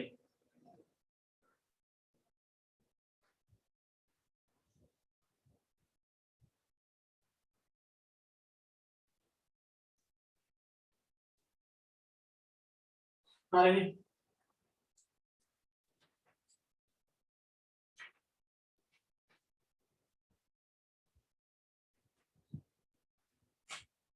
හරි අපිට එතකොට පුතේ පදනම කියන කොටස ඉවර වෙන්න තව එක මාතෘකාවයි තියෙන්නේ. එතකොට හරිනම් පළවෙනි පාඩමම ඉවරයි වගේ තමයි. මොකද ඉස්සර පළවෙනි පාඩම ඔය පදනම කෑල්ලෙන් ඉවරයි. දැන් අලුත් සිලබස් එකේ තමයි ඔය වෙනම කොටසක් දාලා තියෙන්නේ සමා මේ පරිසරය කියන එකත් මේකට එකතු කරලා. නැත්නම් පදනමේ කතන්දරය උතනින් ඉවරයි. තව එක කෑල්ල මෙන්නේ මාතෘකාව තියෙන ධනදේශීය නිෂ්පාදනයෙන් පස්සේ ඉවරයි. මොකද්ද ධනදේශීය නිෂ්පාදනය කියන්නේ? පොඩි කතන්දරයක් එතනදී. ධනදේශීය නිෂ්පාදනය කියන්නේ මොකක්ද රටක? රටක ධනදේශීය නිෂ්පාදනය කියන්නේ පුතේ රටක් ඇතුලේ නිෂ්පාදනය වෙන ඔක්කොම භාණ්ඩවලයි ඔක්කොම සේවාවලයි වටිනාකම. දැන් මේ රටේ අවුරුද්දක් ඇතුළත අන්නේ කාල සීමාව දාන්න ඕනේ අවුරුද්දකදී. හරි? අපිට බලා ගන්න ඕනේ ලංකාවේ අවුරුද්දක් ඇතුළත හදන භාණ්ඩ ටිකයි සේවා ටිකයි ඔක්කොම කොච්චරද කියලා. දැන් මේ අවුරුද්ද කියලා හිතන්නකො 2021 වසරේ. අපි බලනවා මේ අවුරුද්දට ලංකාවේ කොයිතරම් භාණ්ඩ ටිකක් කොයිතරම් සේවා ටිකක් නිෂ්පාදනය කරලා තියෙනවද? රට ඇතුලේ රටින් ගෙන්නනේව ගන්න බෑ. රට ඇතුලේ කොයිතරම් භාණ්ඩ ටිකක් සේවා ටිකක් හදලා තියෙනවද කියලා ගණනය කරලා බලනවා. ආන්ගේ එන ගාන තියෙන්නේ. ඒක මූල්‍යමය වශයෙන් ගණනය කරාම ඒකට තමයි අපි කියන්නේ රටේ දලදේශීය නිෂ්පාදනය මෙන්න මෙච්චරයි කියන්නේ. දැන් ඔයා හිතන්නේ වෙන පෙර වසර වලට සාපේක්ෂව මේ 2021 අවුරුද්දේ රටේ නිපදවන භාණ්ඩ හා සේවා ප්‍රමාණය වැඩි වෙයිද අඩු වෙයිද කියන්නේ? මේක තේරිලාද කියලා බලාගත්තයි මට ඒක. වැඩි වෙයිද අඩු වෙයිද? කියන්නේ දැන් දලදේශීය නිෂ්පාදනය කියන්නේ පුතේ රටක අවුරුද්දක් ඇතුළත හදන භාණ්ඩ හා සේවා ප්‍රමාණය. රට තුල නිපදවන. මම ඇහුවේ මේ 2021 අවුරුද්දේ සාමාන්‍යයෙන් තව ඉස්සරහට තියෙනවනේ. ලංකාව ඇතුලේ හදන භාණ්ඩ සේවා ප්‍රමාණය වෙන අවුරුදු වලට වඩා වැඩි වෙයිද අඩු වෙයිද? හා? කියන්නේ මොනවා වෙයිද නිකන් ඔයගොල්ලන්ට හිතෙන්නේ? අඩු වෙයි. ඔව් අඩු වෙන්න එපා ඉතින්. දැන් බලන්නකො මේ ලොක්ඩවුන් දවස් ටිකේ සාමාන්‍ය මිනිස්සුන්ගේ භාණ්ඩ හා සේවා නිෂ්පාදනය නැහැනේ දැන්. ගොඩක් කඩවල් වහලානේ. ඉතින් මේ මොනවා හෝ නිෂ්පාදනයක් සිද්ධ වෙන කාලේ නෙමෙයි නිකන් යන්නේ. තව කොයිතරම් කල් ලොක්ඩවුන් කරලා තියන්නේ මේ. ලොක්ඩවුන් කරලා නොතිබ්බත් සමහර ව්‍යාපාර වැහිලා සංචාරක සේවා. මේ සංචාරක අංශය මේ විදිහට දිනනකොට කොහොමද සේවා අංශය ඉහළ යන්නේ? ප්‍රවාහණය නෑ දැන් බස් වැඩ කරන්නේ නෑ මේ ලොක්ඩවුන් සීසන් එකේ. සංනිවේදනයේ පැත්තෙන් ඕනනම් නිෂ්පාදනය වැඩි වෙයි. දැන් සංනිවේදන සේවා සැපීම වැඩි වෙයි. ඒ වෙනදට වඩා අපි ඉන්ටර්නෙට් ඩේටා එහෙම පාවිච්චි කරනවා. ෆෝන් එක පාවිච්චි කරනවා. ඒන් වැඩි වෙයි. සෞඛ්‍ය සේවා වලින් එන එක වැඩි වෙයි. බෙහෙත් එහෙම වැඩිපුර ගන්න නේද සැනිටයිසර් නම් මන. හැබැයි අනිත් හැම එකකින්ම වගේ අඩු වෙනවනේ. මියුසිකල් ෂෝ නෑ සංචාරක හෝටල් වල වැඩ නෑ මිනිස්සු ට්‍රිප් යන්නේ නෑ වාහන ගන්නේ නෑ මිනිස්සු වෙනද තරම් කන්න බොන්න බඩු ගන්න නෑ අරක්කු බොන මිනිස්සු ඒක අඩු කරන්න වෙලා මොකද ඒව වහලානේ වැහුව වෙනතත් ඉතින් කන්න දන්නේ තියෙන්නේ බෑ බොන්න තියෙන්නේ ඉතුරු කරගන්න ඒවත් ඉතින් අඩු වෙනවා ඉතින් මිනිස්සු අර හොඳ රටේ විදිහේ සල්ලි තියෙනකොටනේ මිනිස්සු ඒවට වේදම් කරන්නේ සුඛෝපභෝගී භාණ්ඩ මත්පැන් කියලා කියන්නේ මිනිස්සුන්ට පඩි හම්බ වෙන දවසට එහෙම නැත්නම් සාමාන්‍යයෙන් කීයක් හරි ඔය මොකක් හරි වාසියක් ආවම මිනිස්සු ගොඩක් කරා. අමාරු උන් ඉන්න කොහොමද හිඟා කාලේ හරි දවස ගානේ කාලක් භාගයක් බොනේ උන් එහෙම මම කියන්නේ. දැන් මර සුභෝභෝගී භාණ්ඩේ මොන හරි ඔය පාටි වලදී එහෙම නැත්නම් වාසියක් වුණාමනේ ඔය ගන්න. දෙහෙම එකේ වර්තමානයේ ඒව අඩු වෙනවා. දැන් ටියුෂන් පන්ති සාමාන්‍ය පන්ති තිබ්බනම් මීට වඩා ළමයි සංඛ්‍යාවක් පන්ති වලට සම්බන්ධ වෙනවා. ළමයි පන්ති එනවා කියලා කියන්නේ තව ව්‍යාපාර කීයක් ඒකෙන් රැකෙනවද කියලා හිතන්න. උදේ පාන්දර එන බස් කොහොමද එන්නේ පන්ති දවසට? ෆුට්බෝඩ් එක බිම ගෑවි ගෑවි. ටීවී පාක් කරන දේ හයර් එහෙන්. ළමයි පන්ති ආවට පස්සේ අහල පහල පාරවල් දිගේ තියෙන කඩවල තියෙන සේරම කැමටි විකිරෙනවා සුසුස්කා. කඩජෝඩු කරන කැමටි. Phone card විකිරෙනවා. රෙදි කඩවල නැගින රෙදි විකිරෙනවා. පන්තිනේ පන්ති විතරක් ඇවිල්ලා ගෙදර යන්නේ නැහැ නේ ඔය shopping පාරක් ගිහිල්ලා. rich look එකට ගිහිල්ලා CIB ගිහිල්ලා. ඔයර තියෙන රයිස් කඩේකින් 80ට 100ට රයිස් එකක් කාලා. එහෙමනේ යන්නේ ඕක නිකන් වන්දනා ගමනක් යනවා වගේ තමයි හරි උපන්තියේ. එහෙමනේ. එතකොට බලන්න මේ ටියුෂන් නැවතීමත් එක්ක දැන් ඕගොල්ලෝ ගෙදර අර කඩවල මාළු පාන් ටික විකිරෙන්නේ නැහැ එහෙන්. බස් වලට සල්ලි නැහැ එහෙන් ළමයි පන්ති යන්නේ නැහැ. අපිට පන්ති ගාස්තුව ලැබෙනවා ඒත් පන්තියේ සමස්ත ශිෂ්‍ය සංඛ්‍යාවම සම්බන්ධ වෙන්නේ නැහැ. වෙනදා බස් එකට දෙන සල්ලි වෙනදා කෑම කඩවලට දෙන සල්ලි වෙනුවට දැන් කුරියර් කට්ටිය ඒ සල්ලි ටික එක හම්බ කරගන්නවා. ඒකයි හැම ශේෂ්ත්‍රේම ටිකක් මග ඇන හිටලා තියෙන හින්දා නිෂ්පාදනය අඩු වෙනවා මේ කාලය තුල. එහෙනම් රටක දලදේශීය නිෂ්පාදනය කියන්නේ දැන් අපි දන්නවා අවුරුද්දකදී රටක නිෂ්පාදනය කරන සියලුම භාණ්ඩ හා සේවාවල මුල්‍යමය වටිනාකම. මොකද දලදේශීය නිෂ්පාදනය කියන්නේ අවුරුද්දකදී නිශ්චිත කාලයකදී මෙතනදී ගොඩක් වෙලාවට වසරකදී තමයි අපි බලන්නේ. හරි? වසරකදී අවුරුද්දක් ඇතුළත කොච්චර භාණ්ඩ ටිකක් කොච්චර සේවා ටිකක් නිෂ්පාදනය කරලා තියෙනවද කියන එක තමයි මෙතනින් බලන්නේ. හරියට දලදේශීය නිෂ්පාදනය කියන තැන වසරක් තුලදී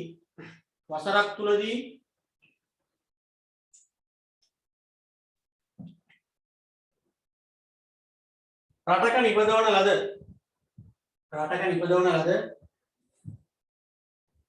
සියලුම භාණ්ඩ හා සේවාවල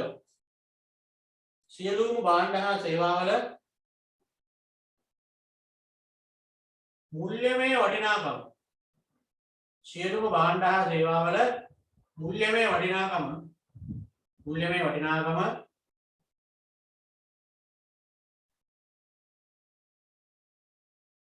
දලදේශීය නිෂ්පාදනය ලෙස හඳුන්වයි. ඔය කෙටි කරලා කියන්නේ දදේනි කියන. දලදේශීය නිෂ්පාදනය ලෙස හඳුන්වයි.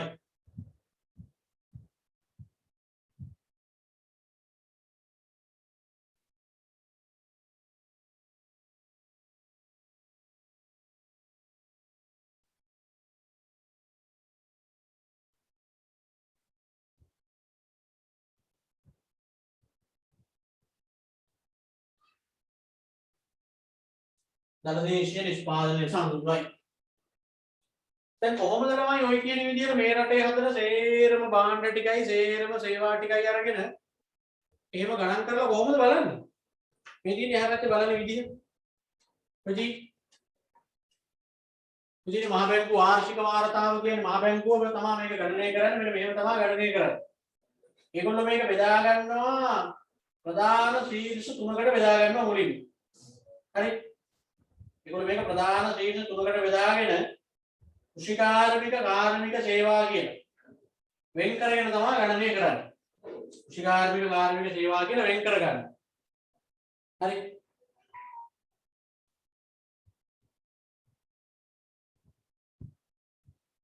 එතකොට බලන්න දැන් 2019 මහ බැංකුව වාර්තාව අනුව දීලා තියෙන ඕගොල්ලන්ට විස්තර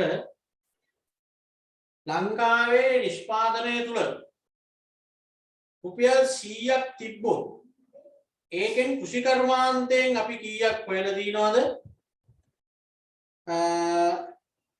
කාර්මිකාංශයෙන් කීයක් හොයලා දිනවද? සේවාංශයෙන් කීයක් හොයලා දිනවද කියන්නේ.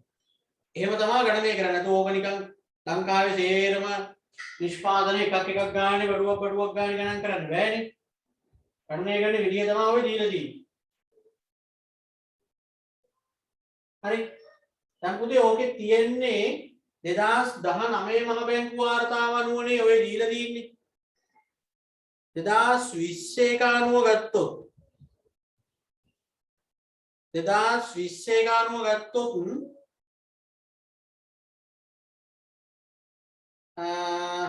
දැන් ඔයා ඔය උතන ඔය මන් දීලා තියෙන සංඛ්‍යාලයකනේ ඉලක්කම් ටික තියෙනදී ඉලක්කම් ටික 7.0 ඒ ටික ඒ 2019 නේ. එතනම ඉස්සරහ 2020 කියලා පොඩ්ඩක් උඩින් දාගන්න.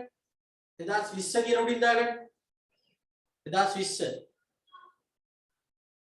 20ට අනුව පුතේ 7.0 එහෙමමයි. 7.0ම තමයි. 7.0ම තමයි.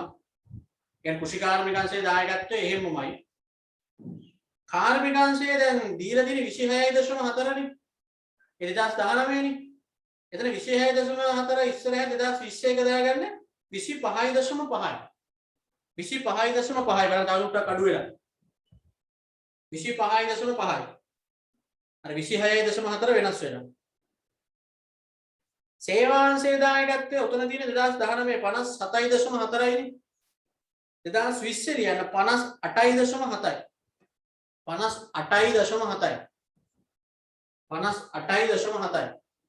හරිද? 58.7යි.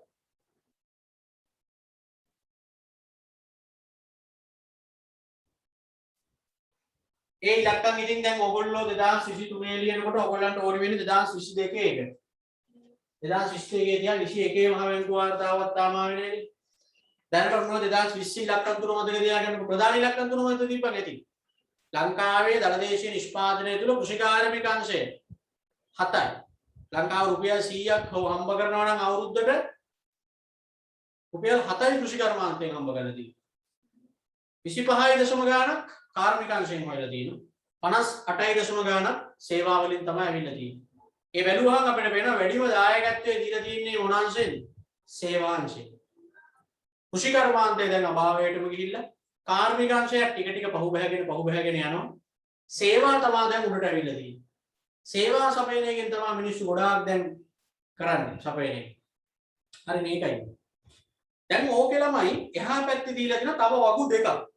කියන්නේ දළදේශීය නිෂ්පාදනයේ වර්ගීකරණය කරන විදි දෙකක්. බලන්න මේ පැත්තේ කෘෂිකාර්මික කාර්මික සේවා කියලා වර්ග කරලා තියෙනවා. අර පැත්තේ ප්‍රාථමික ද්විතීයික තෘතීයික කියලා වර්ග කරලා තියෙනවා. ඔය පුතේ එකම ශීර්ෂ ටික තමයි දෙවිධයකට වර්ග කරන්නේ. එකම ශීර්ෂ ටික දෙවිධයකට වර්ග කරනවා. මෙතන ටිකක් අමාරුයි ඔයගොල්ලන්ට. අමාරුයි කියන්නේ කටපාඩම් කරගන්න වෙනවා. එකම ටික දෙවිධයකට වර්ග කරනවා. එතෙන්දී ඒ වර්ගීකරණ දෙකම දැනගෙන තියෙන්න ඕනේ. ඊටපු ගමන් සංඛ්‍යාලයකට එහෙම දීලා ගණන් හදලා ලියන්න අහනවා. දැන් උතන මේ තියෙන්නේ කෘෂිකාර්මික කාර්මික සේවා කියලා තියෙන පැත්ත තියෙන්නේ. වගු දෙකක් තියෙන පැත්ත මම කියන්නේ 23 පිටුවේ උඩ මේ පැත්තේ පෙන්නනවා කෘෂිකාර්මික කාර්මික සේවා කියලා ප්‍රධාන ශීර්ෂ ටික වෙන් කරන හැටි රටේ දළදේශීය නිෂ්පාදනය තුල. එතන පුතේ පළවෙනි 10 ඉදිකිරීම් තැනට එනකම් පාඩම් කරගන්න වෙනවා පිළිවෙලට. ඉදිකිරීම් තැනට එනකම් පිළිවෙලට බලා ගන්න. ඕනනම් මේ පැත්තේ ඉලක්කම් දාගත්තත් කමක් නැහැ. 1 2 3 4 5 6 7 8 9 10 කියලා ඉදිකිරීම් තැනට එනකම්. කෘෂිකාර්මික කාර්මික කියලා තියෙන පැත්තේ ඉදිකිරීම් තැනට එනකම් 10ට එනකම් ඉලක්කම් දාගන්න. ඒ 10 පිළිවෙලට පාඩම් කරලා තියාගන්න. හරි? ඔතනින් තමයි වැදගත් ඔය 10 මතක බලාගත්තා නම් ඉතින් එතනින් පල්ලෙහාට ගෙච්චර අවුලක් නැහැ. දැන් ඔය සෙට් එකම තමා පුතේ එහා පැත්තේ ආයෙ වෙන් කරලා තියෙන්නේ ප්‍රාථමික ද්විතීයික තෘතීයික කියන. ඔය ටිකම තමයි එහා පැත්තේ මේ ආයෙ වෙන් කරලා තියෙන්නේ ප්‍රාථමික ද්විතීයික තෘතීයික කියන. එතකොට හොඳට බලන්න මෙතන කෘෂිකාර්මික කියලා ගත්තේ දීවර වෙනකන් විතරයි. එහා පැත්තේ ප්‍රාථමික කිව්වහම පතල් කැණීම් එකත් එතෙන්ට දාලා.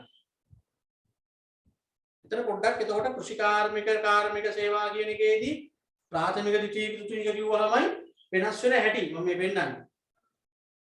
අතනදී පතල්ලා ගැනීම ගියේ කාර්මික මේ විදිහට වර්ග කරනකොට පතල්ලා ගැනීම යනවා ප්‍රාථමික කියන. අතන කාර්මික හැටියට තිබ්බ 6ක්. හැබැයි මෙතන ද්විතීයික හැටියට තියෙන්නේ 2යි. ඉතුරු ටික ඔක්කොම තෘතීයික. ඔතන ඔයගොල්ලන්ට ඔය පළවෙනි 10 මම කටපාඩම් කරගන්න කියලා කිව්වේ. ඊට පස්සේ මම ළමෙක්ට පුළුවන් කෙලින්ම මෙන්න මෙහෙම මතක තියාගන්න. නිකන් මොකක් හරි කෙටි ක්‍රමයක් එක්ක හොයාගන්න. දැන් පළවෙනි 10 ගියා. පළවෙනි 10 පාඩම් කරගත්ත පිළිවෙලට තව තියෙනවනේ පල්ලෙහාට. පළවෙනි 10 මම කිව්වේ පාඩම් කරගන්න කියලා. පළවෙනි 4 කෘෂිකාර්මික. අන්න එහෙම ඊට පස්සේ හිතාගත්තා. ඊළඟ 6ම කාර්මික. එහෙමනේ වැඩේ ගියේ. පළවෙනි 4 කෘෂිකාර්මික ඊළඟ 6 කාර්මික. පළවෙනි 10 පාඩම් ළමෙක්ට කොහොම හිතාගත්තා. මේ පැත්තට යනකොට පළවෙනි 5ම ප්‍රාථමික නිමෙවුම් හා ඉදිකිරීම විතරක් ද්විතීක. නිමෙවුම් හා ඉදිකිරීම විතරක් ද්විතීක, ඉතුරු ටික ඔක්කොම තෘතීක. එහෙම හිතාගත්තා. නිමෙවුම් හා ඉදිකිරීම විතරක් ද්විතීක, ඉතුරු ටික ඔක්කොම තෘතීක. ඔකද සේවා කියන කෑල්ලේ එන කට්ටියයි තෘතීක කියන කෑල්ලේ එන කට්ටියයි ඔක්කොම එකයි. ඒ කියන්නේ සේවාංශයේ එන කට්ටිය කොහොමද තෘතීක කෑල්ලෙත් එනවා. මෙන්න මෙතනනේ පොඩ්ඩක් උඩයට පනින්නේ. මොකද අපි දන්නවා කෘෂිකාර්මික කියන තේරුමම තමයි ප්‍රාථමික කියන තේරුම. මොනවද කියලා දුන්නේ ඒවා. කාර්මික කියන තේරුමම තමයි ද්විතීක කියන තේරුම. තේරුමෙන් මේගොල්ලෝ සමානයි. කෘෂිකාර්මික කාර්මික සේවා කියන තුනයි ප්‍රාථමික ද්විතීක තෘතීක කියන තුනයි තේරුම පැත්තෙන් ගත්තොත් සමානයි. තේරුම පැත්තෙන් ගත්තාම සමාන වුණාට වර්ගීකරණය කරනකොට දාන විදිය වෙනස්. වර්ගීකරණය කරනකොට දාන විදිය වෙනස්. කෘෂිකාර්මික කියලා ඉන්නේ පළවෙනි 4, හැබැයි ප්‍රාථමික කියලා පළවෙනි 5ම එනවා. කාර්මික කියලා ඊළඟ 6ම එනවා. ද්විතීක කියලා ඉන්නේ නිමෙවුම් හා ඉදිකිරීම විතරයි. එතනින් පල්ල අනිත් ඒවා ඔක්කොම තෘතීක කොටෙත් එනවා, සේවා කොටෙත් එනවා කියලා හිතාගත්තාම හරි. අනිවාර්යෙන් පාඩම් කරගන්න පළවෙනි 10 ප්‍රශ්න එනවා. මොකද දැන් ඊළඟ මාසෙට ඔයගොල්ලන්ට ටියුට් එවනකොට පේපර් 4කුත් හම්බ වෙනවා. සති 4ට කරන්න. ඒ පේපර් කරද්දි දැන්ට මේ කරපු කොටස් වලින් තමයි ප්‍රශ්න තියෙන්නේ. හරි? දැන් ඒක නිසා අගෝස්තු මාසයේ වෙද්දි දැන් ඕගොල්ලන්ට පදනම කොටස දැන් අදින් ඉවරයිනේ. පරිසරයේ කොටස ලබන මාසේ දෙවෙනි සතිය වගේ වෙනකොට ඉවර වෙයි. එතකොට සමාජ වගකීම් ටියුට් එකක් දැනට දීලා තියෙනවනේ. ඉතින් ඕගොල්ලන්ට දැම්ම ටියුට් ගන්න අවශ්‍යතාවයක් නැහැ. මම ඕගොල්ලන්ට යෝජනාවක් හැටියට කරන්න පුතේ සාමාන්‍යයෙන් අර අනිත් කණ්ඩායමට පුළුවන් නම් සම්බන්ධ වෙලා ඉන්න. ඒකේ 4 වෙනි පාඩම පටන් ගන්න තියෙනවා. 4 වෙනි පාඩම පටන් ගන්න තියෙන හින්දා ඒ ක්ලාස් එකටත් සම්බන්ධ වුණා නම් තාම 4 වෙනි පාඩම පටන් ගත්තේ නැහැ. ඒ නිසා එහෙම ඒකට සම්බන්ධ වෙන්න ඕන නම් මට ඒ ටියුට් එහෙම එවන්න තාම කල් තියෙනවා. 4 වෙනි පාඩමට ඒකෙන් සම්බන්ධ වුණා නම් පුතේ ඔයගොල්ලෝ ටිකක් ඉස්සරහින් යන ગેප් එකක් තියලා යන සෙට් එකට ඉන්නවනේ. විශාලට එන මොහොත වෙනකොට. එතකොට 1 2 3 පාඩම් ටික එතකොට මේ පන්තියේ ඉඳලා කවර් කරගන්න.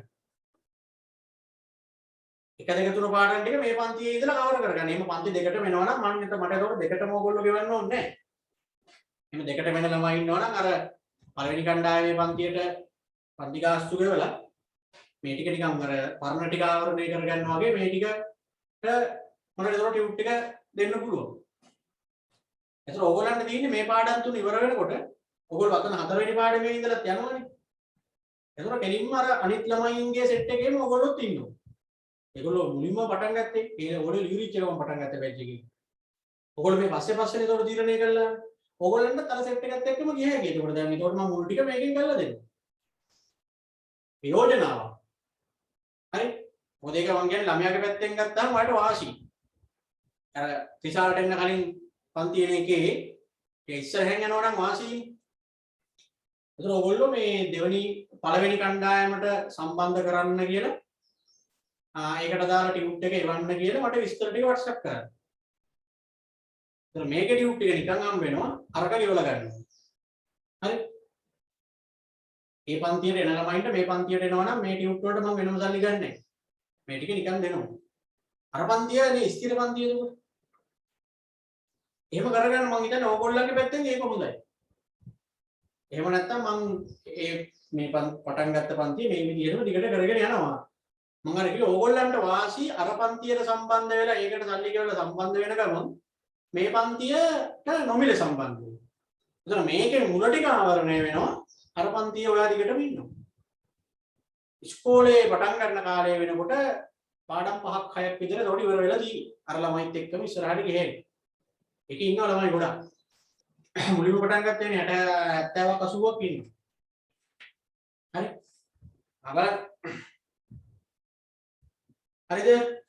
එතකොට මේ වර්ගීකරණ දෙක අනිවාර්යෙන් බලා ගන්න. එකම ශීර්ෂ ටික තමයි අපි මේ වෙන් කරන්නේ. කෘෂිකාර්මික කාර්මික සේවා කියලා එක වෙලාවකදී වර්ග කරනවා. ප්‍රාථමික ද්විතීයික තෘතීයික කියලා තව වෙලාවකදී වර්ග කරනවා. එකම කට්ටිය. හරිද? ලොකු ඉලක්කම් ටික මතක තියාගන්න අර ලොකු වගුවේ. කෘෂිකාර්මික 7.0 යන්නේ ටික. ඉහත සටහනට අනුව දලදේශීය නිෂ්පාදිතයෙන් වැඩිම දායකත්වයක් ලබා දී ඇත්තේ සේවා මගිනි. ඒට පහත හේතු බලපා ඇත. අපිට පේනවා මේ සටහන දැක්කහම ලංකාව කෘෂිකාර්මික රටක් හැටියට අපි හඳුන්වලා දුන්නට සෑහෙන්නම අඩු දායකත්වයක් තමයි කෘෂිකාර්මික අංශයෙන් දීලා තියෙන්නේ. කාර්මික අංශයත් අපිට පේනවා එන්න අඩු වෙනවා. සේවාංශයෙන් තමයි වැඩි දායකත්වයක් දීලා තියෙනවා කියලා අපිට පේන්නේ. අපෙන් අහනවා ඇයි කියලා. ලංකාවේ දලදේශීය නිෂ්පාදනයේට සේවාංශයෙන් දීලා තියෙන දායකත්වයේ වැඩි වෙලා තියෙන්නේ ඇයි කියලා අහනවා.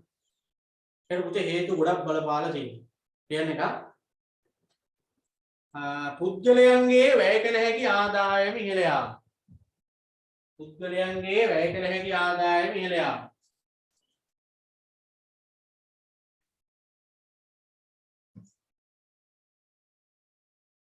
පුද්ගලයන්ගේ වැය කළ හැකි ආදායම ඉහළ යාම.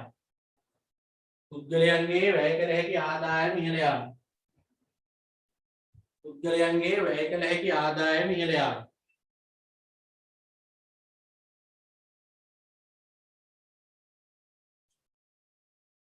ඒ කියන්නේ පුතේ මිනිස්සුන්ගේ අතේ සල්ලි වැඩි වෙන්නනේ මිනිස්සු සේවා ඉල්ලුම වැඩි කරන්නේ. මූලික වශයෙන් මිනිස්සු කරන්නේ කන බොන දේවල් ටික හොයාගන්න එකනේ. ඒ දේවල් ටික සම්පූර්ණ වෙනකොට තව අතේ සල්ලි තියනවා නම් තමයි ටීවී බලන එක වැඩි වෙනවා, ඉන්ටර්නෙට් භාවිතය වැඩි වෙනවා, ડોක්ටර්ස්ලා channel කරන ඒවා වැඩි වෙනවා. සල්ලි වැඩි වෙන්න තමයි සේවා වලට දෙන ඉල්ලුම වැඩි වෙන්නේ. ඒකට තියෙන රටේ දලදේශීය නිෂ්පාදනය තුළ සේවාංශය දායකත්වය වැඩි වෙන්න එක බලපානවා. ඊළඟට සේවාංශයට ඇතුළු වීමට ඇති බාධා අවම වීම. සේවාංශයට ඇතුළු වීමට ඇති බාධා අවම වීම. සේවාංශයට ඇතුළු වීමට ඇති බාධා අවම වීම. සේවාංශයට ඇතුළු වීමට ඇති බාධා අවම වීම. ඒ කියන්නේ පුතේ භාණ්ඩ සපයන්න වගේ නෙවෙයි සේවා සපයන්න ඕනි කෙනෙකුට ඕනි වෙලාවක වහින්න පුළුවන්. දැන් මම ගිහිල්ලා කොහේ හරි අලුත් නගරයක මම පන්තියක් පටන් ගන්නවා. කාටවත් එපා කියන්න බෑ. හරි. මම සේවාවක් නේ සපයන්නේ. දැන් මම භාණ්ඩයක් සපයන්න ගියොත් යම් යම් බලපෑම් එන්න පුළුවන්, බාධාවන් එන්න පුළුවන්. කවුරු හරි එළවලු කඩයක් දාගෙන තියෙන තැනක මාත් ගිහිල්ලා එළවලු කඩයක් දැම්මොත් අර එළවලු කඩේ කාට කොහොමද අවාසියි? මංගාව තියෙන බෝන්චිම න්‍යාගාවක් තියෙන්නේ. මංගාව තියෙන වැටකොළුම න්‍යාගාවක් තියෙන්නේ. ගන්න එන මිනිස්සයා මගේ ගාව සෙනඟ වැඩි නම් අතනින් ගන්න. එතන සෙනඟ වැඩි නම් මගෙන් ගන්න. ඒක බලපාන. මම කොහෙවත් ගිහිල්ලා BS පන්තියක් පටන් ගත්තා කාටවත් කියන්න දෙයක් නැහැ. මොකද මේවා සේවා. එකම තමයි උගන්වන්නේ උනාට උගන්වන විදිහ වෙනස්. උගන්වන විදිහෙන්නේ ළමයි එනවද නැද්ද කියන එක තීරණය වෙන්නේ. සේවා වලට හිඳ බාධා නැහැ. සපයන්නාම වෙනස් වෙනවනේ. එහා පැත්තේ කඩේ එකා පාන් විකුණන්නේ 60ට මාත් විකුණන්නේ 60ට. එතකොට ඉතින් දෙන්නටම එතන තරගයක් හැදෙනවා. හැබැයි අපි එකම ආයතනයේ VS ගුරුවරු දෙන්නෙක් ඉන්නවා. ඒත් ප්‍රශ්නයක් නැහැ. ළමයි කැමති කෙනා ගාවට ළමයි එයි. දැන් අපි බලංගොඩ ආයතනයේ ඉන්නේ දෙන්නේ. අපි දෙන්නෙක් ඉන්නවනේ. ඉතින් ඒ වුණාට ප්‍රශ්නයක් නැහැ නේ. ළමයි මගේ ඉන්න කැමති ළමයි මගේ එනවා. අනිත් ගුරුවරයා ගන්න කැමති ළමයි අනිත් ගුරුවරයා ගන්න. ප්‍රශ්නයක් නැහැ. සේවා එහෙමයි. මං උගන්වන ස්ටයිල් එක හරියන එක මායෙක් ඉදී මේ ස්ටයිල් එක හරියන්නේ නැති වෙන මොකක් හරි ක්‍රමයකට කැමති නම් ළමයි ඒත් එක්ක ඉන්න. එහෙම නෙමෙයිවා. එහෙනම් බාධාවල් නැහැ සේවාංශයට. අනික තොරතුරු තාක්ෂණයේ දියුණුව. ඒත් එක්ක සේවාවල දායකත්වය ටිකක් වැඩි වුණා. තොරතුරු තාක්ෂණයේ දියුණුව. තොරතුරු තාක්ෂණයේ දියුණුව. ඒ කියන්නේ මේ ඉන්ටර්නෙට් කියන ඒවා එහෙම ළමයි එන්න දියුණුවානේ. ඒත් එක්ක තමයි මිනිස්සු මේ සංනිවේදන සේවා එහෙම ටිකක් වැඩිපුර පාවිච්චි කරන්න ගත්තේ. දැන් බලන්න අපි data වලට කොච්චර වේදම් කරනවද කියන්නේ. තොරතුරු තාක්ෂණය දියුණුව. අර ගෝලීයකරණය. ගෝලීයකරණය. ගෝලීයකරණය ගෝලීයකරණයත් බලපාලා තියෙනවා. ඒ කියන්නේ පුතේ අර ලෝකේ කවලම් වීමත් එක්ක තමයි අපිට සමහර සේවා නැතුවම බැරි වෙලා තියෙන්නේ. sannivedanaya වගේ ඒවා, අන්තර්ජාලය වගේ ඒවා.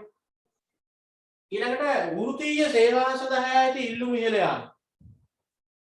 වෘත්තීය සේවා සඳහා ඇති ඉල්ලුම ඉහළ යාම. වෘත්තීය සේවා සඳහා ඇති ඉල්ලුම ඉහළ යාම.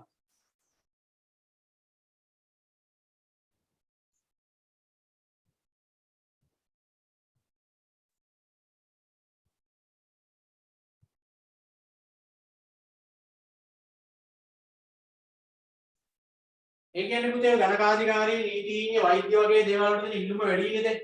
දැන් බලන්න ડોක්ටර් කෙනෙක් එහෙම චැනල් කරන්න ගියාම ඉන්න පොලිම හරි හැමදාම එක වගේ ලෙඩු ටිකක් ඉන්නවනේ ડોක්ටර්ස්ලාට. ඉතින් ඕවා ඔක්කොම සේවානේ. මේ සේවාංශයේ දායකත්වය වැඩි වෙන්නේ ඒවා හේතු වෙලා තියෙනවා. හරි. හරි. එහෙමනම් ඔන්න පුතේ ධනදේශීය නිෂ්පාදනය කියන එක හරි. ඕකේ දැන් මේ ප්‍රාථමික ද්විතීයික තෘතීයික කියලා ගත්තහම ප්‍රාථමික ද්විතීයික තෘතීයික කියලා ගත්තහම අර කෘෂිකාර්මික කාර්මික සේවා වගේමනේ මං කිව්වේ ඒ තුනේ තේරුම ඔය තුන වෙන වෙනම කතා කරාට පුතේ ඔය තුනේ සම්බන්ධයක් තියෙනවා. ප්‍රාථමිකයි ද්විතීයිකයි තෘතීයිකයි කියන තුනේ සම්බන්ධයක් තියෙනවා. ඒ සම්බන්ධය මොකක්ද කියලා අපෙන් අහන්න පුළුවන්. සම්බන්ධය තමයි මේ තුනම අන්තර් සම්බන්ධතාවයකින් යන්නේ. ඒ කියන්නේ එකක් නැතුව අනික තියෙන්න බෑ. අන්න එහෙම තත්වයක තියෙනවා. දැන් උදාහරණයක් විදියට මම තේ වගා කරනවා. එතකොට මම මොකයිද? ප්‍රාථමිකයි. තේ ෆැක්ටරියක් කරන මිනිස්සෙක් ගත්තාම මේ මිනිස්සයා මොකද්ද කරන්නේ? මගේ තේ දරු ටික අරගෙන එයා තේ කුඩු හදනවා. එයා ද්විතීයිකයි. දැන් මම තේ වැව්වේ නැත්නම් එයාට පුළුවන් ද තේ කුඩු හදන්න බෑ. එයාට මාව නැතුව බෑ මට එයාව නැතුව බෑ. ඔය තේ ටික කවුරු හරි රට යවනවා අපනයනය කරනවා.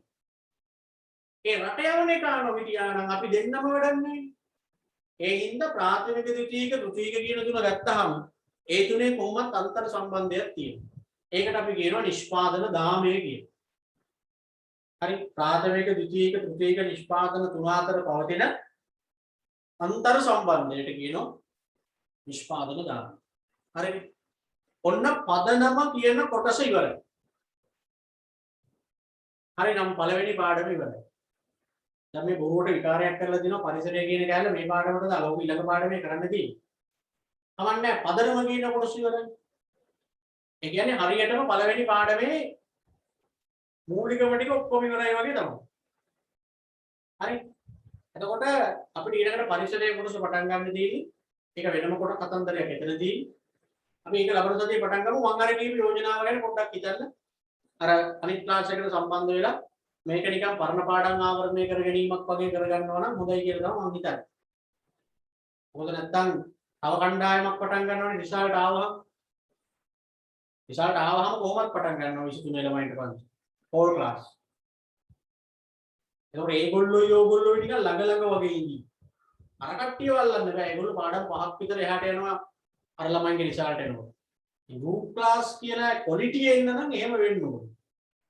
මොකද ඔයගොල්ලන්ට උනේ පටන් ගත්ත කාලේ සම්බන්ධන වෙන්න බැරි විච් එකනේ උනේ. ඒ නිසා ඒක තමයි නියම ක්ලාස් එක. ඒකට සම්බන්ධ වෙලා මේකේ මුල ටික කවර් කරගන්න. මේකේ හිටියා කියලා අඩුපාඩුවක් වෙන්නේ නැහැ. මම අර කියන්නේ අර ගෲප් ක්ලාස් නම් ඒක මූලික දෙයක්. ඕල් ක්ලාස් ළමයින්ට වඩා පාඩම් ටික ඉස්සරහින් යනවා කියන්නේ. ඉස්කෝලේ කරන්න කලින් පාඩම් 5ක් විතර ඉස්සරහින් යනවා කියන්නේ. ඔය ගැම්මනේ එතකොට. උගන්වනකොට ඕගොල්ලෝ පටපට ගාලා උත්තර දෙන්න පුළුවන් නේ දන්නවනේ. අනික අවසානයේ වාසිය තමයි ළමයි සිලබස් ඉවර වෙනවා මාස 5කට විතර කලින්. ඒක හොඳට පාඩම් කරගන්න එහෙම පුළුවන්. එහෙනම් පුළුවන් නම් ඒ වාසිය ගන්න. එහෙනම් හැමෝටම ආයිබෝන් ජය වේවා. ආයිබෝන්